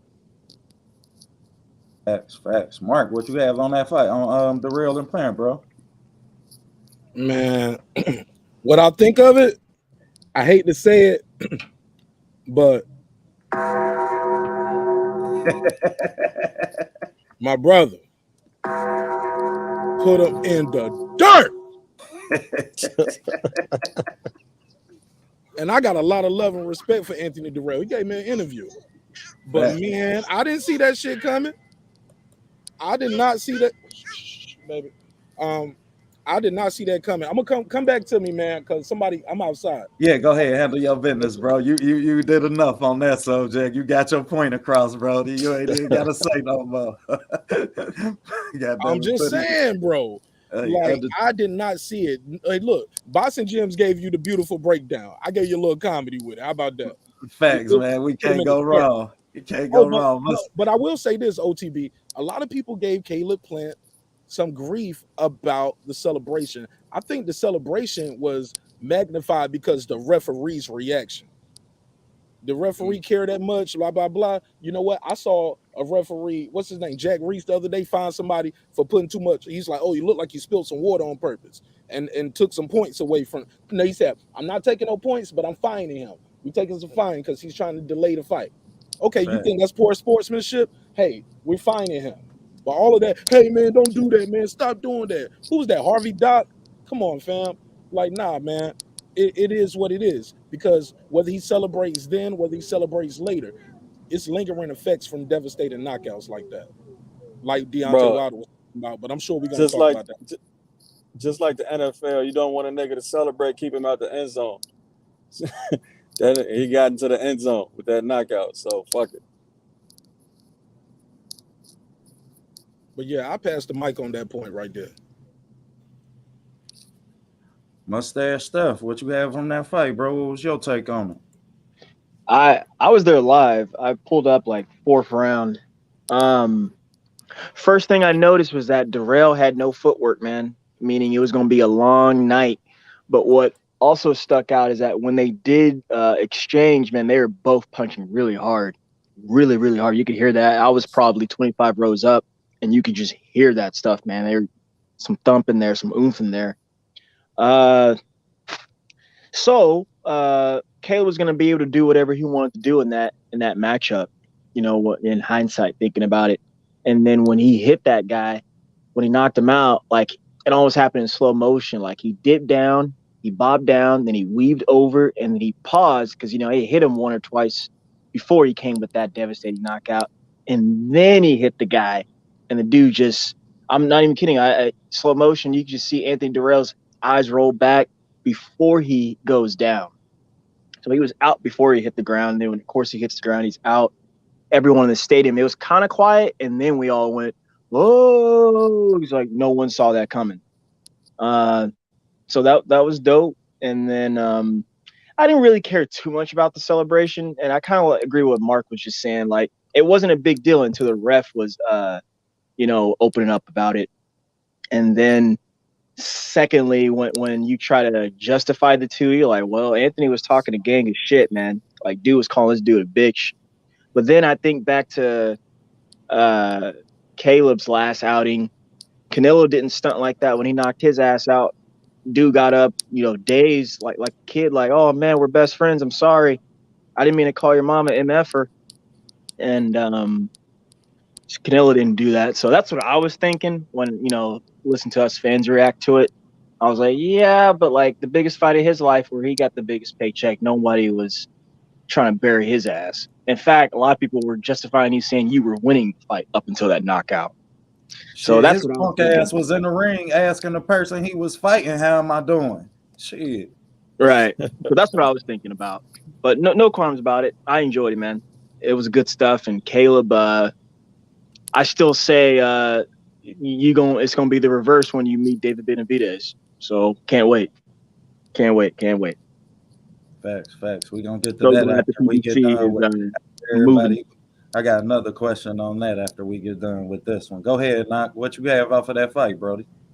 Man, look, I agree with the assessment that was given. It I didn't see the hook coming from Caleb Plant. He feinted well throughout the fight, boxed well off his back foot, but again, not surprised with the overall victory just because Dirrell's 37 years old and Caleb Plant is faster and bigger and more youthful. So I expected him to outbox him, but the knockout was a surprise. But what I really want to talk about, bro, the most, like everybody alluded to it a little bit, bro, like I love and call me cynical or say I'm mean or petty or whatever, bro, but I love the celebration, bro. I love the digging of the grave. No one is personality, but number two, we gotta get this soft ass shit out of here, bro. Like at the end of the day, Dirrell was calling this man everything but a child of God, bro.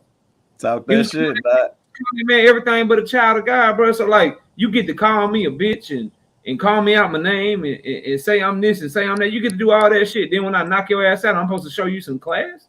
Get the fuck out of here, bro. Like, I'm not trying to hear that shit. If you so for anybody, bro, because I'm petty like that too. So if you talk shit about me or you say some shit about me and then we hop on the panel and I make your ass look bad, or you come debate me and I make your ass look bad, I'm gonna talk shit to you, bro. I'm ain't giving out no G passes knockout. No, bro, I'm gonna talk shit to you, okay? So just know that shit, bro. Like, just know that that's the type of person that you're dealing with if you come fucking with me, bro. Because I expect the same thing, because I talk a lot of shit too. So if you cook me, if you get my ass on the topic, then talk your shit, because you best be sure I'm gonna talk mine. So I love what Caleb Plant did, bro. Like, I ain't got no issue with it, because guess what? If Anthony Dirrell would have beat his ass, guess what Anthony Dirrell would have did? Probably the same goddamn thing. Probably would have been talking his shit too. Like he always do, a backflip. Yeah, he be in the ring doing flips and shit. People be crazy. It's like a double-edged sword, dog. Like, they want fighters to show all this emotion, show all this passion. They want them to care. They want them to fight with heart. They want them to be warriors and shit. But what comes with that is you're going to get a passionate person outside the ring too. You're going to get somebody that might not do what you would do outside the ring too. You can't turn that shit off, bro. Because that's the same shit that make them fighters and make you a regular-ass person. They go work a 9 to 5 and shit, bro. They ain't built like you. They ain't finna show all that class and all that dignity and shit when they literally put their lives on the line for a living, and somebody been calling them out their name in front of everybody for the whole world to see. Well, when I knock your ass out, I'm gonna do shit too. I like the shirts that he got made. I like the digging the dirt and shit. I like all that shit, bro. I like how he was talking his shit and still saying slick shit after the press conference. Give me more. That shit is entertaining to me, bro. And that's all I got on it, dog. I ain't had no problem with the celebration because of the pre-fight shit, just as y'all alluded to. You know what I'm saying? As far as the shot, man, I had seen Anthony Dirrell drop his hands too much in fights. And when me and Brad was talking, man, I'm like, shit. If you can manipulate, you understand, that high guard, but you got to make sure you pay a lot of attention to the body early in the rounds, you understand, to get that shit off, to make sure you set it up the right way. So when I seen it, I just was impressed at the game plan, and I'm really hoping that Caleb Plant stay with Brad, man, for at least another camp, you understand, and polish up a lot on some of that we seen, because it's impressive when he do sit on his shots, you understand, given his ring IQ and his defensive purpose. You understand? If he can sit on his shots, you got a whole other fighter at the 168-pound division. So I know what Knockout gonna say, which was gonna lead into my next question. So I'm gonna start back off with James. What's next for Caleb Plant? Real quick to your point, yeah, he actually set that shot up from round one. If you notice, with all the the feints and the probes he was doing. Yeah. So he would feint up high with the jab, feint down low with the jab, feint up high to throw down low. Then he would even lean to that lead side. And he'd start to lean to that lead side and throwing that hook over and over again. You know what I'm saying? He continued with that shit until Dirrell thought he was just going to lean to the side, throw the hook, and then, find his escape route. And shit, then he didn't. Right. But you just seen the Le'Veon Bell was doing the same shit to Adrian Peterson. If you watch their fight, he kept baiting his ass. In the second he went for that body shot, he shot it. Also, when Tyson knocked out Carl Williams, he did that whole bob weave dip down, but it happened so fast. But he really paused and then came with that shot, hit him with that left that knocked him into the ropes. Damn, Steph, I gotta go look at that. Go look at that one, man. That was for Undisputed too. Shit's crazy. And right after that, guess what happened? Buster Douglas knocked his ass out in Tokyo. His ass clean out. Ohio guy. But go ahead, Jim. Go ahead, Jim. Hold on, Steph. Let Jim's go. Bro, I just want to see Benavidez, fam, or give him Charlo. I don't know, one of them, bro. They need to start fighting each other. That's all I want to see, fam. Like I mean, Charlo, I don't really count because he's not officially in the division. But man, bro, I'd take Andre, Benavidez, somebody up there, man. They all talk too much. They all ain't fought each other. So, but you know what, Jims, they will, sir. They will. I know PBC has been reluctant in the past to not move their super middleweights, but they all moving now, and they all kind of got one scalp or two under their shit, except Benavidez. But I still think Benavidez is the top guy, 168. And Mark had a good ass question. It's coming. Yeah, man, I can't even. Mark, what was your question, bro? Go ahead. I want, because they already know my answer, because that's the reason I picked Breadman for Caleb Plant in the first place. Go ahead, read it off. Go ahead, let's do it. Go ahead, bro. That's your question. Goddamn it, shoot. You got to keep to the class. All right, thank you, sir. Does Caleb Plant beat Canelo and Benavidez with Breadman as his trainer? What do you guys think? He beats Canelo, but not Benavidez, man. Benavidez he's the boy something else, man. And everyone always complains about his resume, and that's key, and that's true. But it's what Benavidez does to his opponents than what they're doing to him, man. I think his footwork is everything. It sets him up, and then you add all his volume and then his hard hitting plus his engine. That's going to be a little too much, man, for Plant, who's a really gifted boxer too. I'm gonna let Knockout or Jim's go, man. Y'all two go ahead. On the Canelo question, yes, because again, I know Canelo beat him, but what a difference a year makes, right? Like the Canelo Alvarez that showed up against Bivol that was tired after 3.5 rounds, the Canelo Alvarez that gassed again against Triple G. If that guy shows up, like Plant can outbox him, bro. Because Canelo, he looks totally different in 2022 than he looked in 2020 and 2021, bro. And to me, the main factor, like, bro, you can't be at like 160, then go fight at a catch weight at 164, then come back down to 160, then go up and fight Sergey Kovalev at 175, then go back down to campaign at 168, then go back up and challenge at 175, then go back down to 168, and that's gonna take a fight. And that shit sound crazy when you hear me say it, but that's literally what happened, bro. Like, that's literally the order of events, bro. He fought Triple G at 160. He fought Triple G at 160. Went to 164 and fought Chavez Jr. Went back down to 160, fought Daniel Jacobs. Went up to 175, fought Sergey Kovalev. Went back down to 168 and got undisputed. Went back up to 175 and fought Dimitri Bivol. Then went back down to 168 and fought Triple G. Doing that shit takes a toll on your body, bro. And he looks slower. He looked like he has lost a step. And he does not look the same. Like, he looks bad right now, bro. So I think also, if that he didn't take long breaks neither, brother. Yeah, I feel that too. But so long story short, to answer the question, yes, I think Caleb Plant right now, based off the Caleb that I just saw versus the Canelo that I just saw against Triple G, I'd edge Caleb Plant in that fight. David Benavidez, I think that style is all wrong for Caleb Plant. I think that's where the gas tank issues come into play, because Caleb Plant, that back foot shit, man, like all that back footed fighting and shit, that's cool. Like I get it, but it's hard to do that shit for 12 rounds, bro. It's hard to do that shit for 12 rounds. And anybody like Terrence Crawford or Dave Benavidez or Earl Spence or those type of guys where like you hit them in their mouth and they start smiling at you and shit, bro, and just keep like that shit kind of like I don't know if Caleb Plant got that type of dog in him, brother. Like Dave Benavidez got like that real type dog. Like, you hit his ass in the face and he starts smiling at you and keep walking to you and shit. Like, nah, he gonna have to show me against Dave Benavidez. I would edge Dave Benavidez in that fight because I think he would come on stronger towards the back half of the fight, and his punch volume goes up as the fight increases. On top of, he got good power, not the greatest power, but his accumulation of punches and his hand speed make up for that shit. And I think he just beats up Caleb Plant. But I would edge Caleb against Canelo right now because Canelo don't look like trash his last couple fights.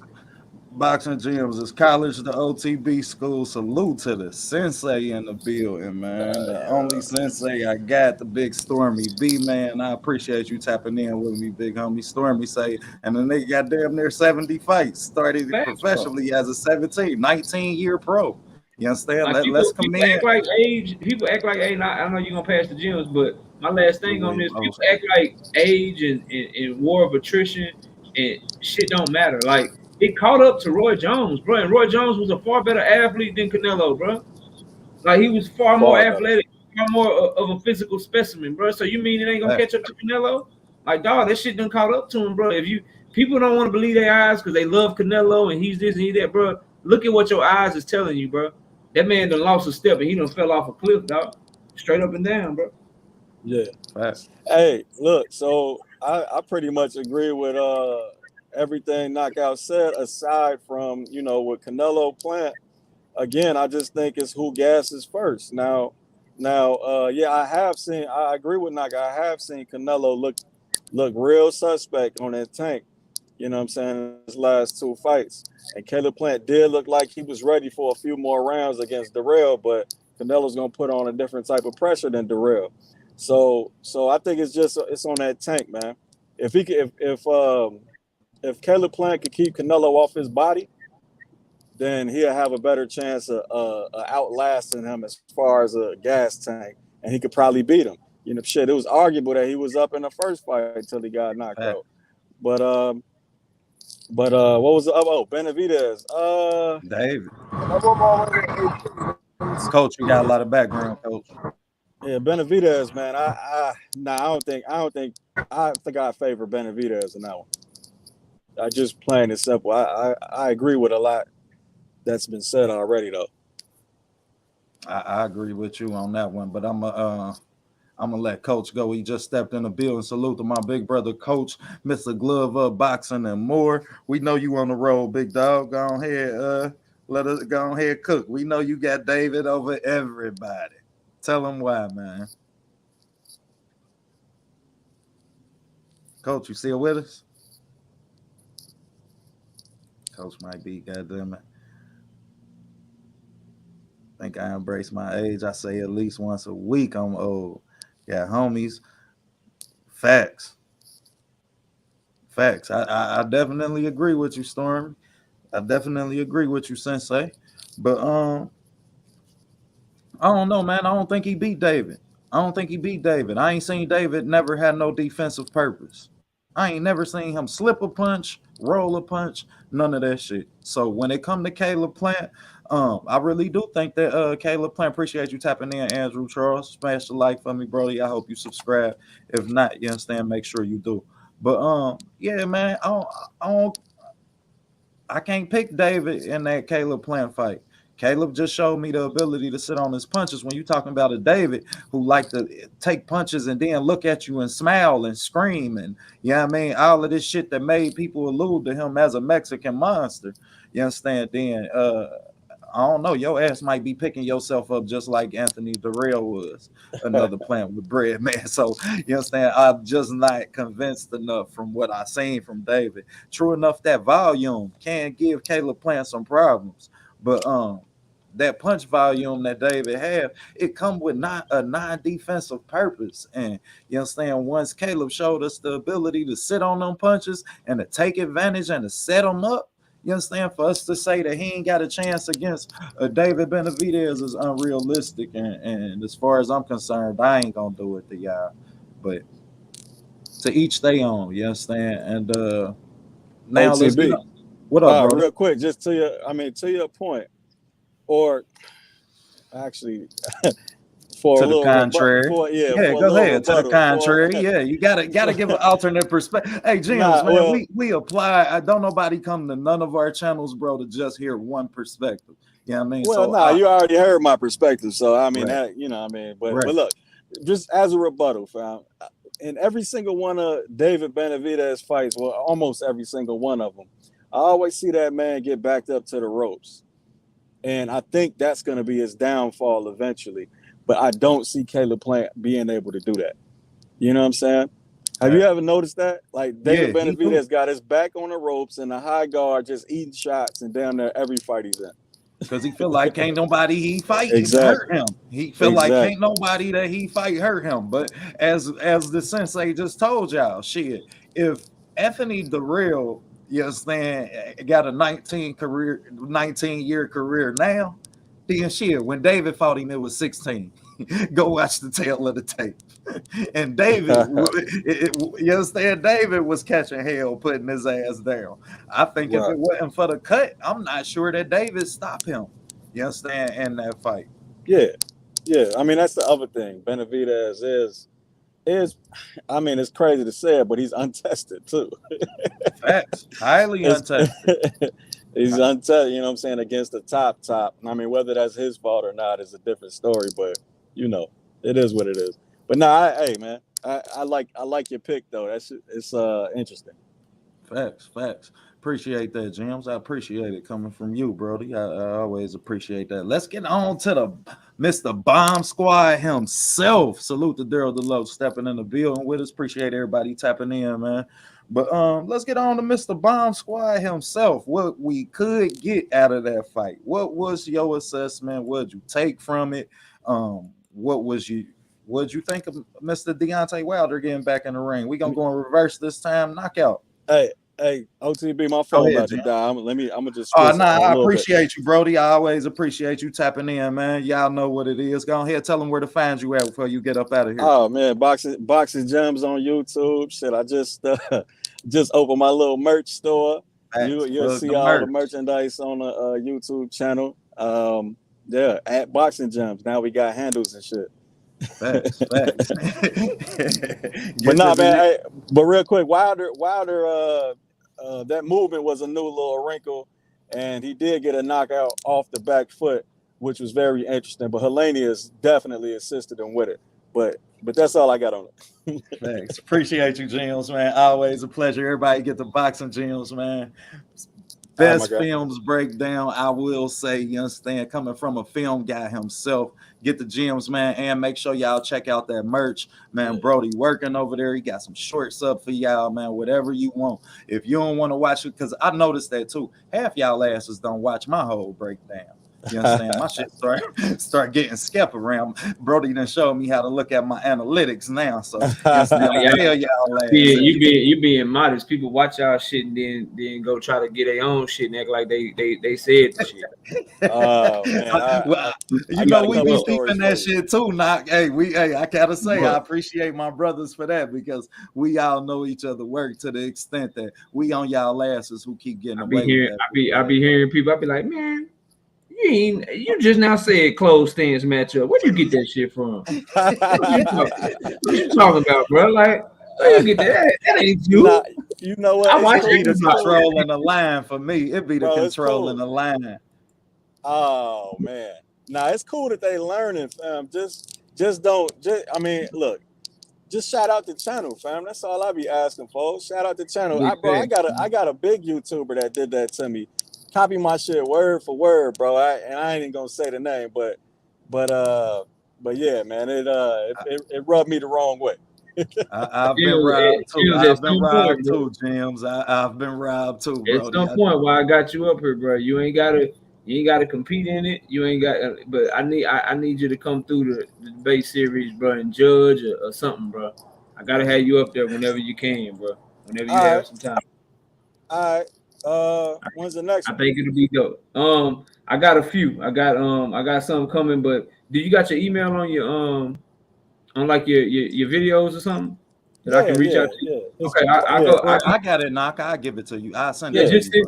to me, and I'll reach out behind the scenes, and whenever you free, bro, even if you don't want to debate, I can have you judge or something, man. I've always respected your boxing mind, bro. So it'd be an honor to have you come through and tell them where they wrong and where they right and shit. Kind of chop it up. Yeah, for sure. Yeah, actually, I saw the debate that OTB was on, the last one. Okay, yeah, we do them every week, man. You know what I'm saying? It'd be fun, man. We be having fun over there. I'm doing one with BFTB next week, so that shit gonna be fire. So we work. Facts. Make sure everybody pull up for that. Yeah, just hit me up. Let me know, fam. All right, bro. That's a bet. Yeah, we tapped in, man. Gotta say that.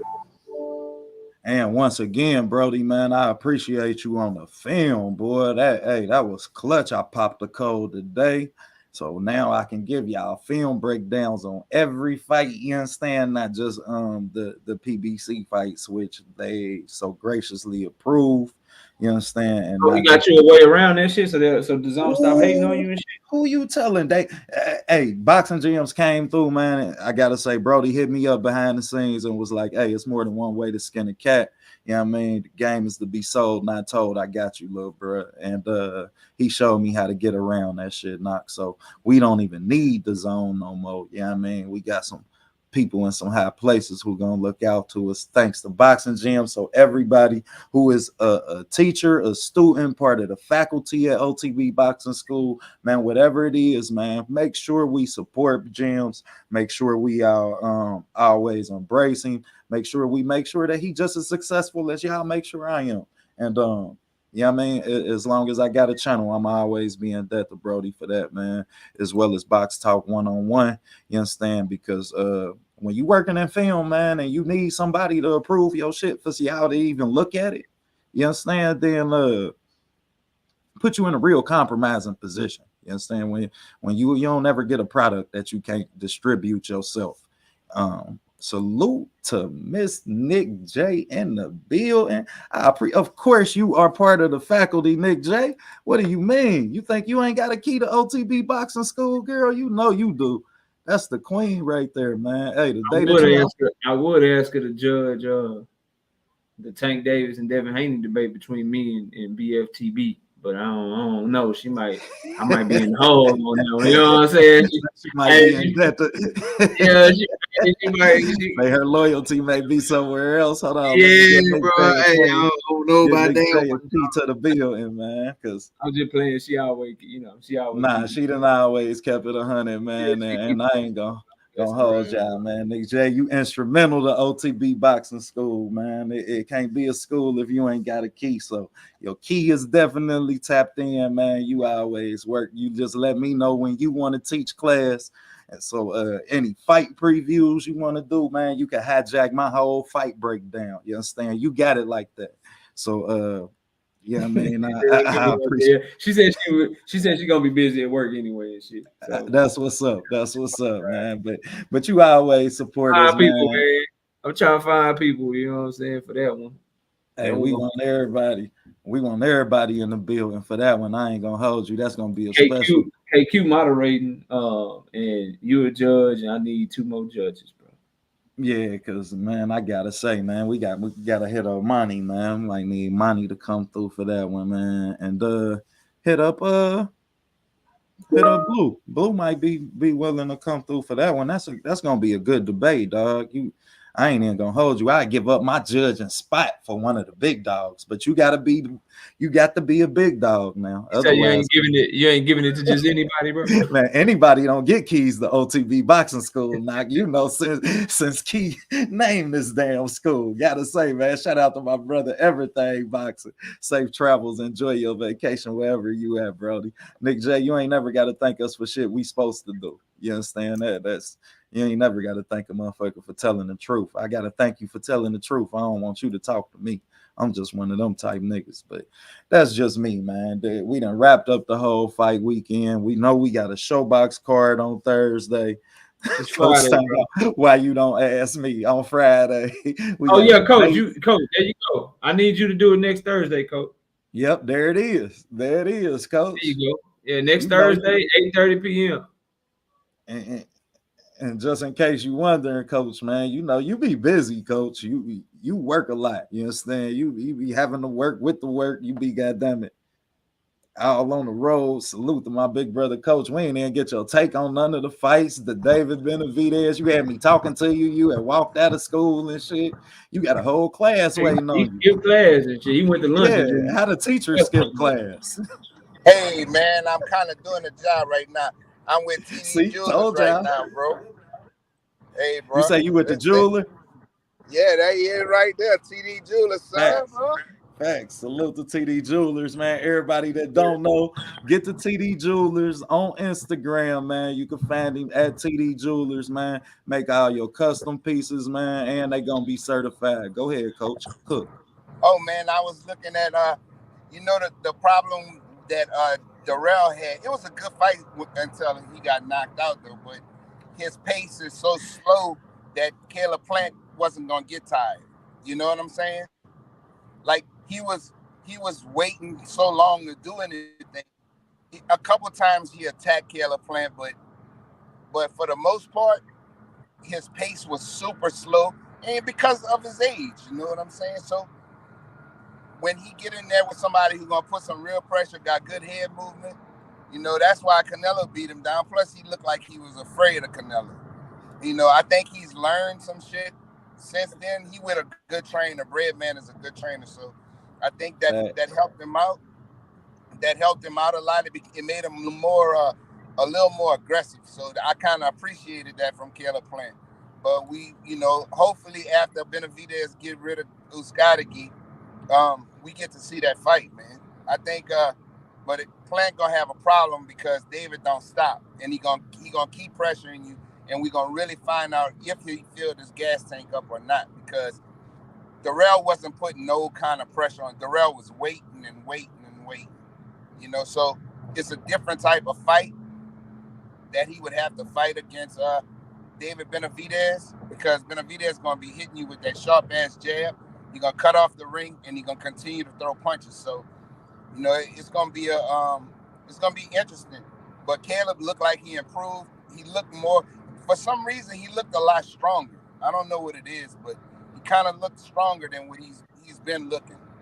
You know, I can see he kind of thickened up, look like from his muscle mass. So I don't know, but that's a fight I want to see, because we know Canelo not gonna fight Benavidez. We know that. So that's definitely a fight that they need to get that shit together. And you know Benavidez want that smoke. So we'll see what's happening with it. What's your percentage of that fight, of the likeliness of that fight happening, Coach? Well, I think it's a higher percentage than Canelo and Benavidez for sure. But I think it's gonna happen, bro, because I think Caleb Plant want to fight him now. I think he really do, and especially after this performance, I think it's gonna give him a lot of confidence. So, when David Benavidez dispose of Uskadegi, I ain't gonna say if, because he gonna dispose of him, and I think they're gonna get that fight on, bro. I think it's gonna happen.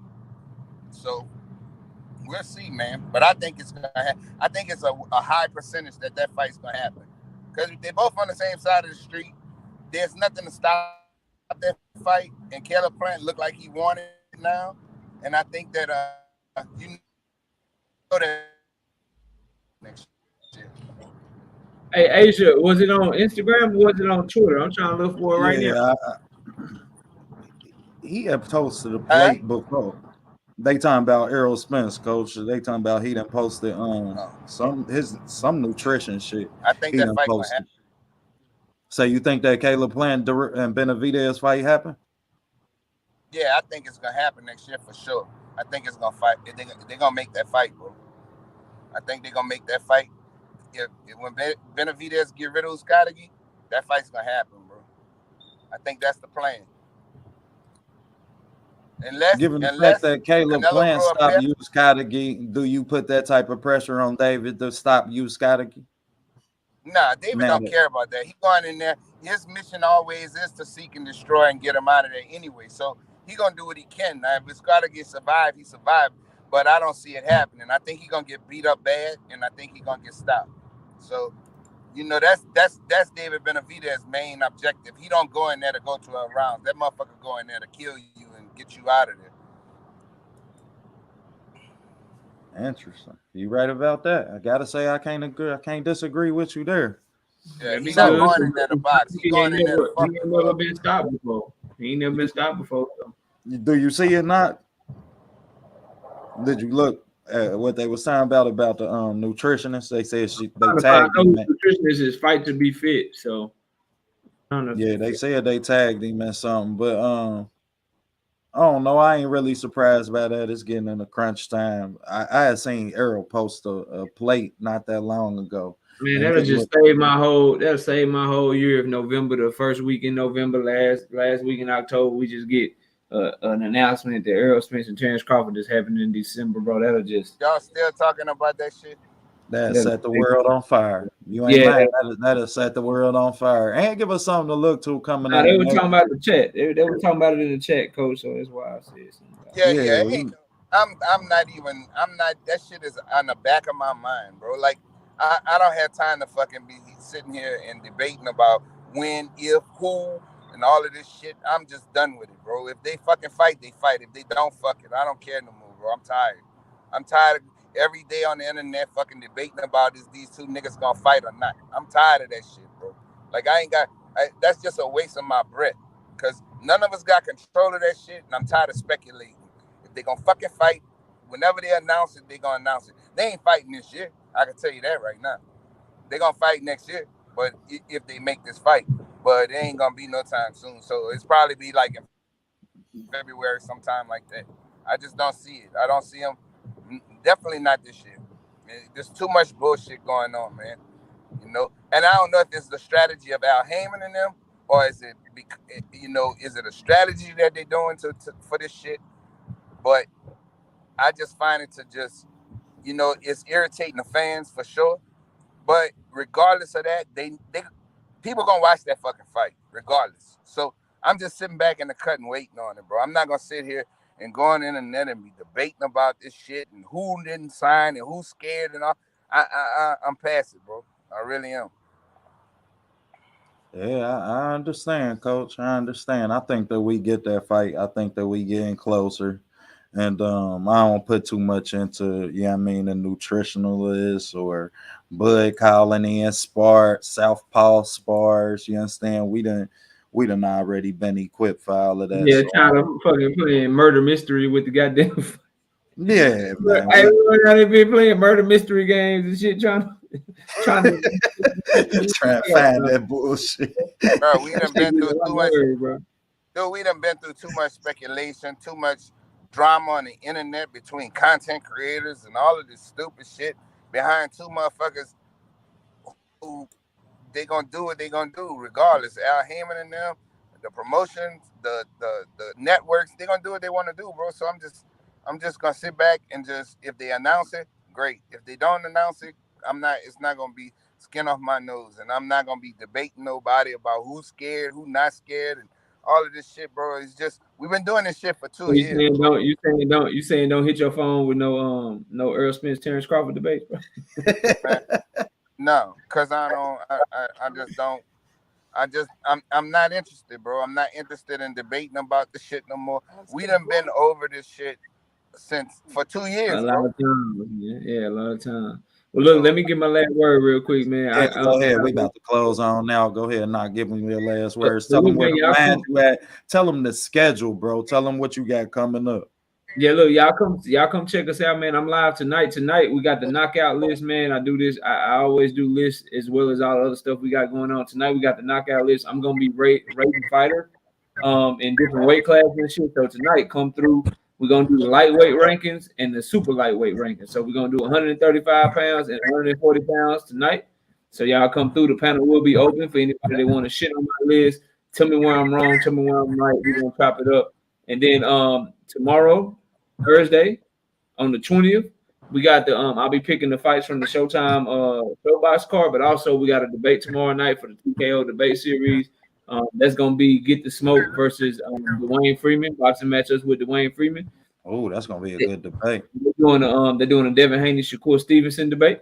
So y'all be sure to tune in to that tomorrow night. And then next Wednesday, I can't believe I let them talk me into this, but next Wednesday night at 7:30, I got another debate that we hosted is going to be Kyle from the boxing section versus Get the Smoke, and they're going to debate is Jake Paul the face of boxing. Then after that, then after that on Thursday, that's Kyle got that bullshit. October 27th, man. We got the big one, man. Knockout Boxing 86 TV versus BFTB, man. We're gonna get it in on Tank Davis and Devin Haney. And I got a special surprise for y'all too. That debate is gonna be differently than any other debate we've hosted on the channel, but you gotta come tune in to see that. Hey Leon, man, I let him debate everything, man. Yes, Nick, Jake Paul. Bro. Knockout said this is gonna be the only debate on that show that he letting go down because Kyle begged for that. Kyle wanted. He begged me for like 2 weeks. So I'm gonna let him have it. Definitely ain't judging that. I wouldn't ask you to, bro. I wouldn't ask you to. I don't even want to judge it myself, but it's gonna be fun, man. We always make it fun. I'm sure they're gonna have everybody laughing in the chat and shit. But y'all be sure to tune in that Thursday, October 27th. As I said, me and BFTB, we're gonna get in the ring. We're gonna go at it, and y'all be sure to tune in because this is gonna be the most. I'll give you a hint. I'm not gonna give it up until the day of the debate, but this is gonna be the most crowd participation heavy debate that we have had on the channel. Okay. Facts. And we just announced the debate. Me and Mark Nash gonna debate Floyd Mayweather's great. He said I don't know if he was he said he ain't never did a debate. You gotta read the chat or whatever. I don't know. If he down, then I got I just heard Mark get up here and talk that shit. Shit, Mark didn't talk that shit. Put it together, bro. We both if he said he down, he down. You know what I'm saying? I'm gonna check with bro behind the scenes, man. Make sure. I appreciate that, Leon. But I'm saying y'all gonna have a say in the debate. Y'all need to tune in, bro. Tune in because in that debate I'm doing it differently, just for that debate only. Because Knockout say y'all been fighting the whole graveyard. That's my man, my brody, man. Hey man, I ain't even gonna hold you, Brody, man. I believe in myself, bro. It ain't no thing. Hey, you see, I was on the same shit. Bring them out. Let them talk their shit. Let them. I embrace that. You understand? I took my loss like a G. So anybody else who want to get out there, we want all the AB debates, man. We want, goddamn it, anything on Ohio boxers, period, man. We want all the smoke when it comes to that. Bro, that's pretty much all I got, man. Y'all tune in tonight. We're gonna have fun panel, and we're gonna be judging. We're gonna be ranking the fighters in the lightweight and the super lightweight division. So y'all come through and hang out with us tonight. And I will be there for that. So I expect all the OTB boxing school. Make sure y'all tapped in when we get that in tonight. Go ahead, Coach. Tell them where to find you at. Tell them what you got going. Plug you. Level boxing and more, bro. I haven't put out content because I've been working a lot, so y'all know what's going on. But yeah. Oh, my boy done got dog, and I was about to pick some shit with him. You know that. You know I had to pick some shit with. That's why he got his ass out of here like that. Yeah. You saw not to start no shit with me. yeah. You know I was we could. Yeah. We know he don't want no smoke. Talk your shit, man. It's Coach. Always a pleasure, young brother. You know, you're always a pleasure, dog. You know, you my young brother, man. You know, I always got to swing through for a minute and say something, bro. I'm just out here working, so you know how it go. Hey, go ahead, I got get a it surprise in, for everybody. I got a surprise for everybody coming up soon, though. Yeah. I'm gonna have some shirts that I got some shirts that I'm getting made right now. I'm gonna show y'all. What them shirts gonna say, Coach? I can't tell you. I can't tell you yet. I can't tell you yet. But hey, you know what? Behind the scenes, I'm gonna send you a picture of it. Yeah, we already chopped it up, so I know what they're gonna say. I just know that by now you done already put your stamp on it. You got, I'm waiting for the copyright. Go ahead. You know we gonna go about this shit the right way, and I ain't surprised by that, man. You see the smile that put on my face, man. That's more than motivating for me, man. But so we got Glove Up Boxing and Mo. He coming with his apparel and merch, and then we got Boxing Gyms just came on here debut his apparel and merch, man. Y'all to see how we working, man. Gotta say that. Please support. Go ahead, Cook. I'm gonna send you a text, and I'm gonna call you when you get off. All right, that'll work, big bro. Hit me up. All right, brother. And salute to my big bro TD Jewelers down there with him. Everybody, make sure y'all get the TD Jewelers on IG, man. And quit walking around with that mall ass jewelry. God damn it. I'll pop y'all shit in Cincinnati. I catch you with some mall jewelry. We popping your shit. You be in the middle of the club, diamonds and charms falling everywhere. Bitches twerking. Bro.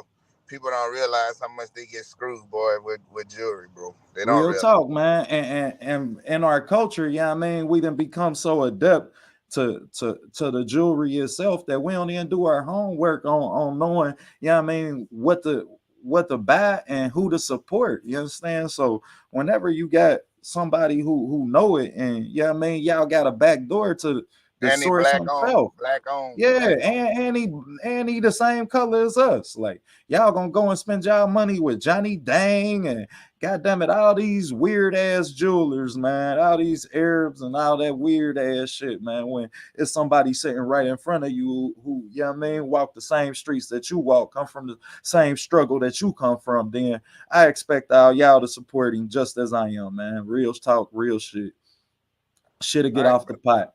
All right, big bro, go ahead, hit me up when you get done. I'm about to get ready to close out. Like I said in the beginning of the film, like I said in the beginning, for everybody who wasn't in here, man, as I'm getting close to monetizing, we approaching 1,000. So we like 40 something away. So a lot of these networks, man, they starting to pull they shit. They ain't so lenient. But shout out to my brother Boxing Gyms. He done goddamn it gave me the key to his film lab, so I can step in and still be able to give y'all the breakdowns that y'all want on every fight in boxing now. So we gonna be stepping it up, and we will be dropping all of them old breakdowns again when we hit the grand opening, when we hit 1,000 subscribers. We gonna we gonna drop all of them again for y'all and give y'all some live breakdowns, you understand, and let y'all go through the process that we went through coming up to this moment.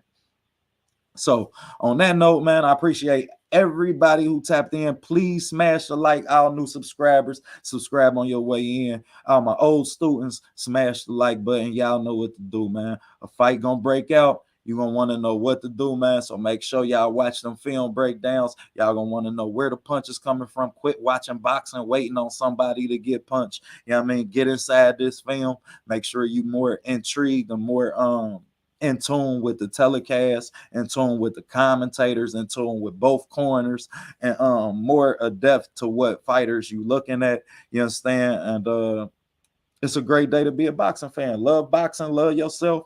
And on that note, we gonna be out.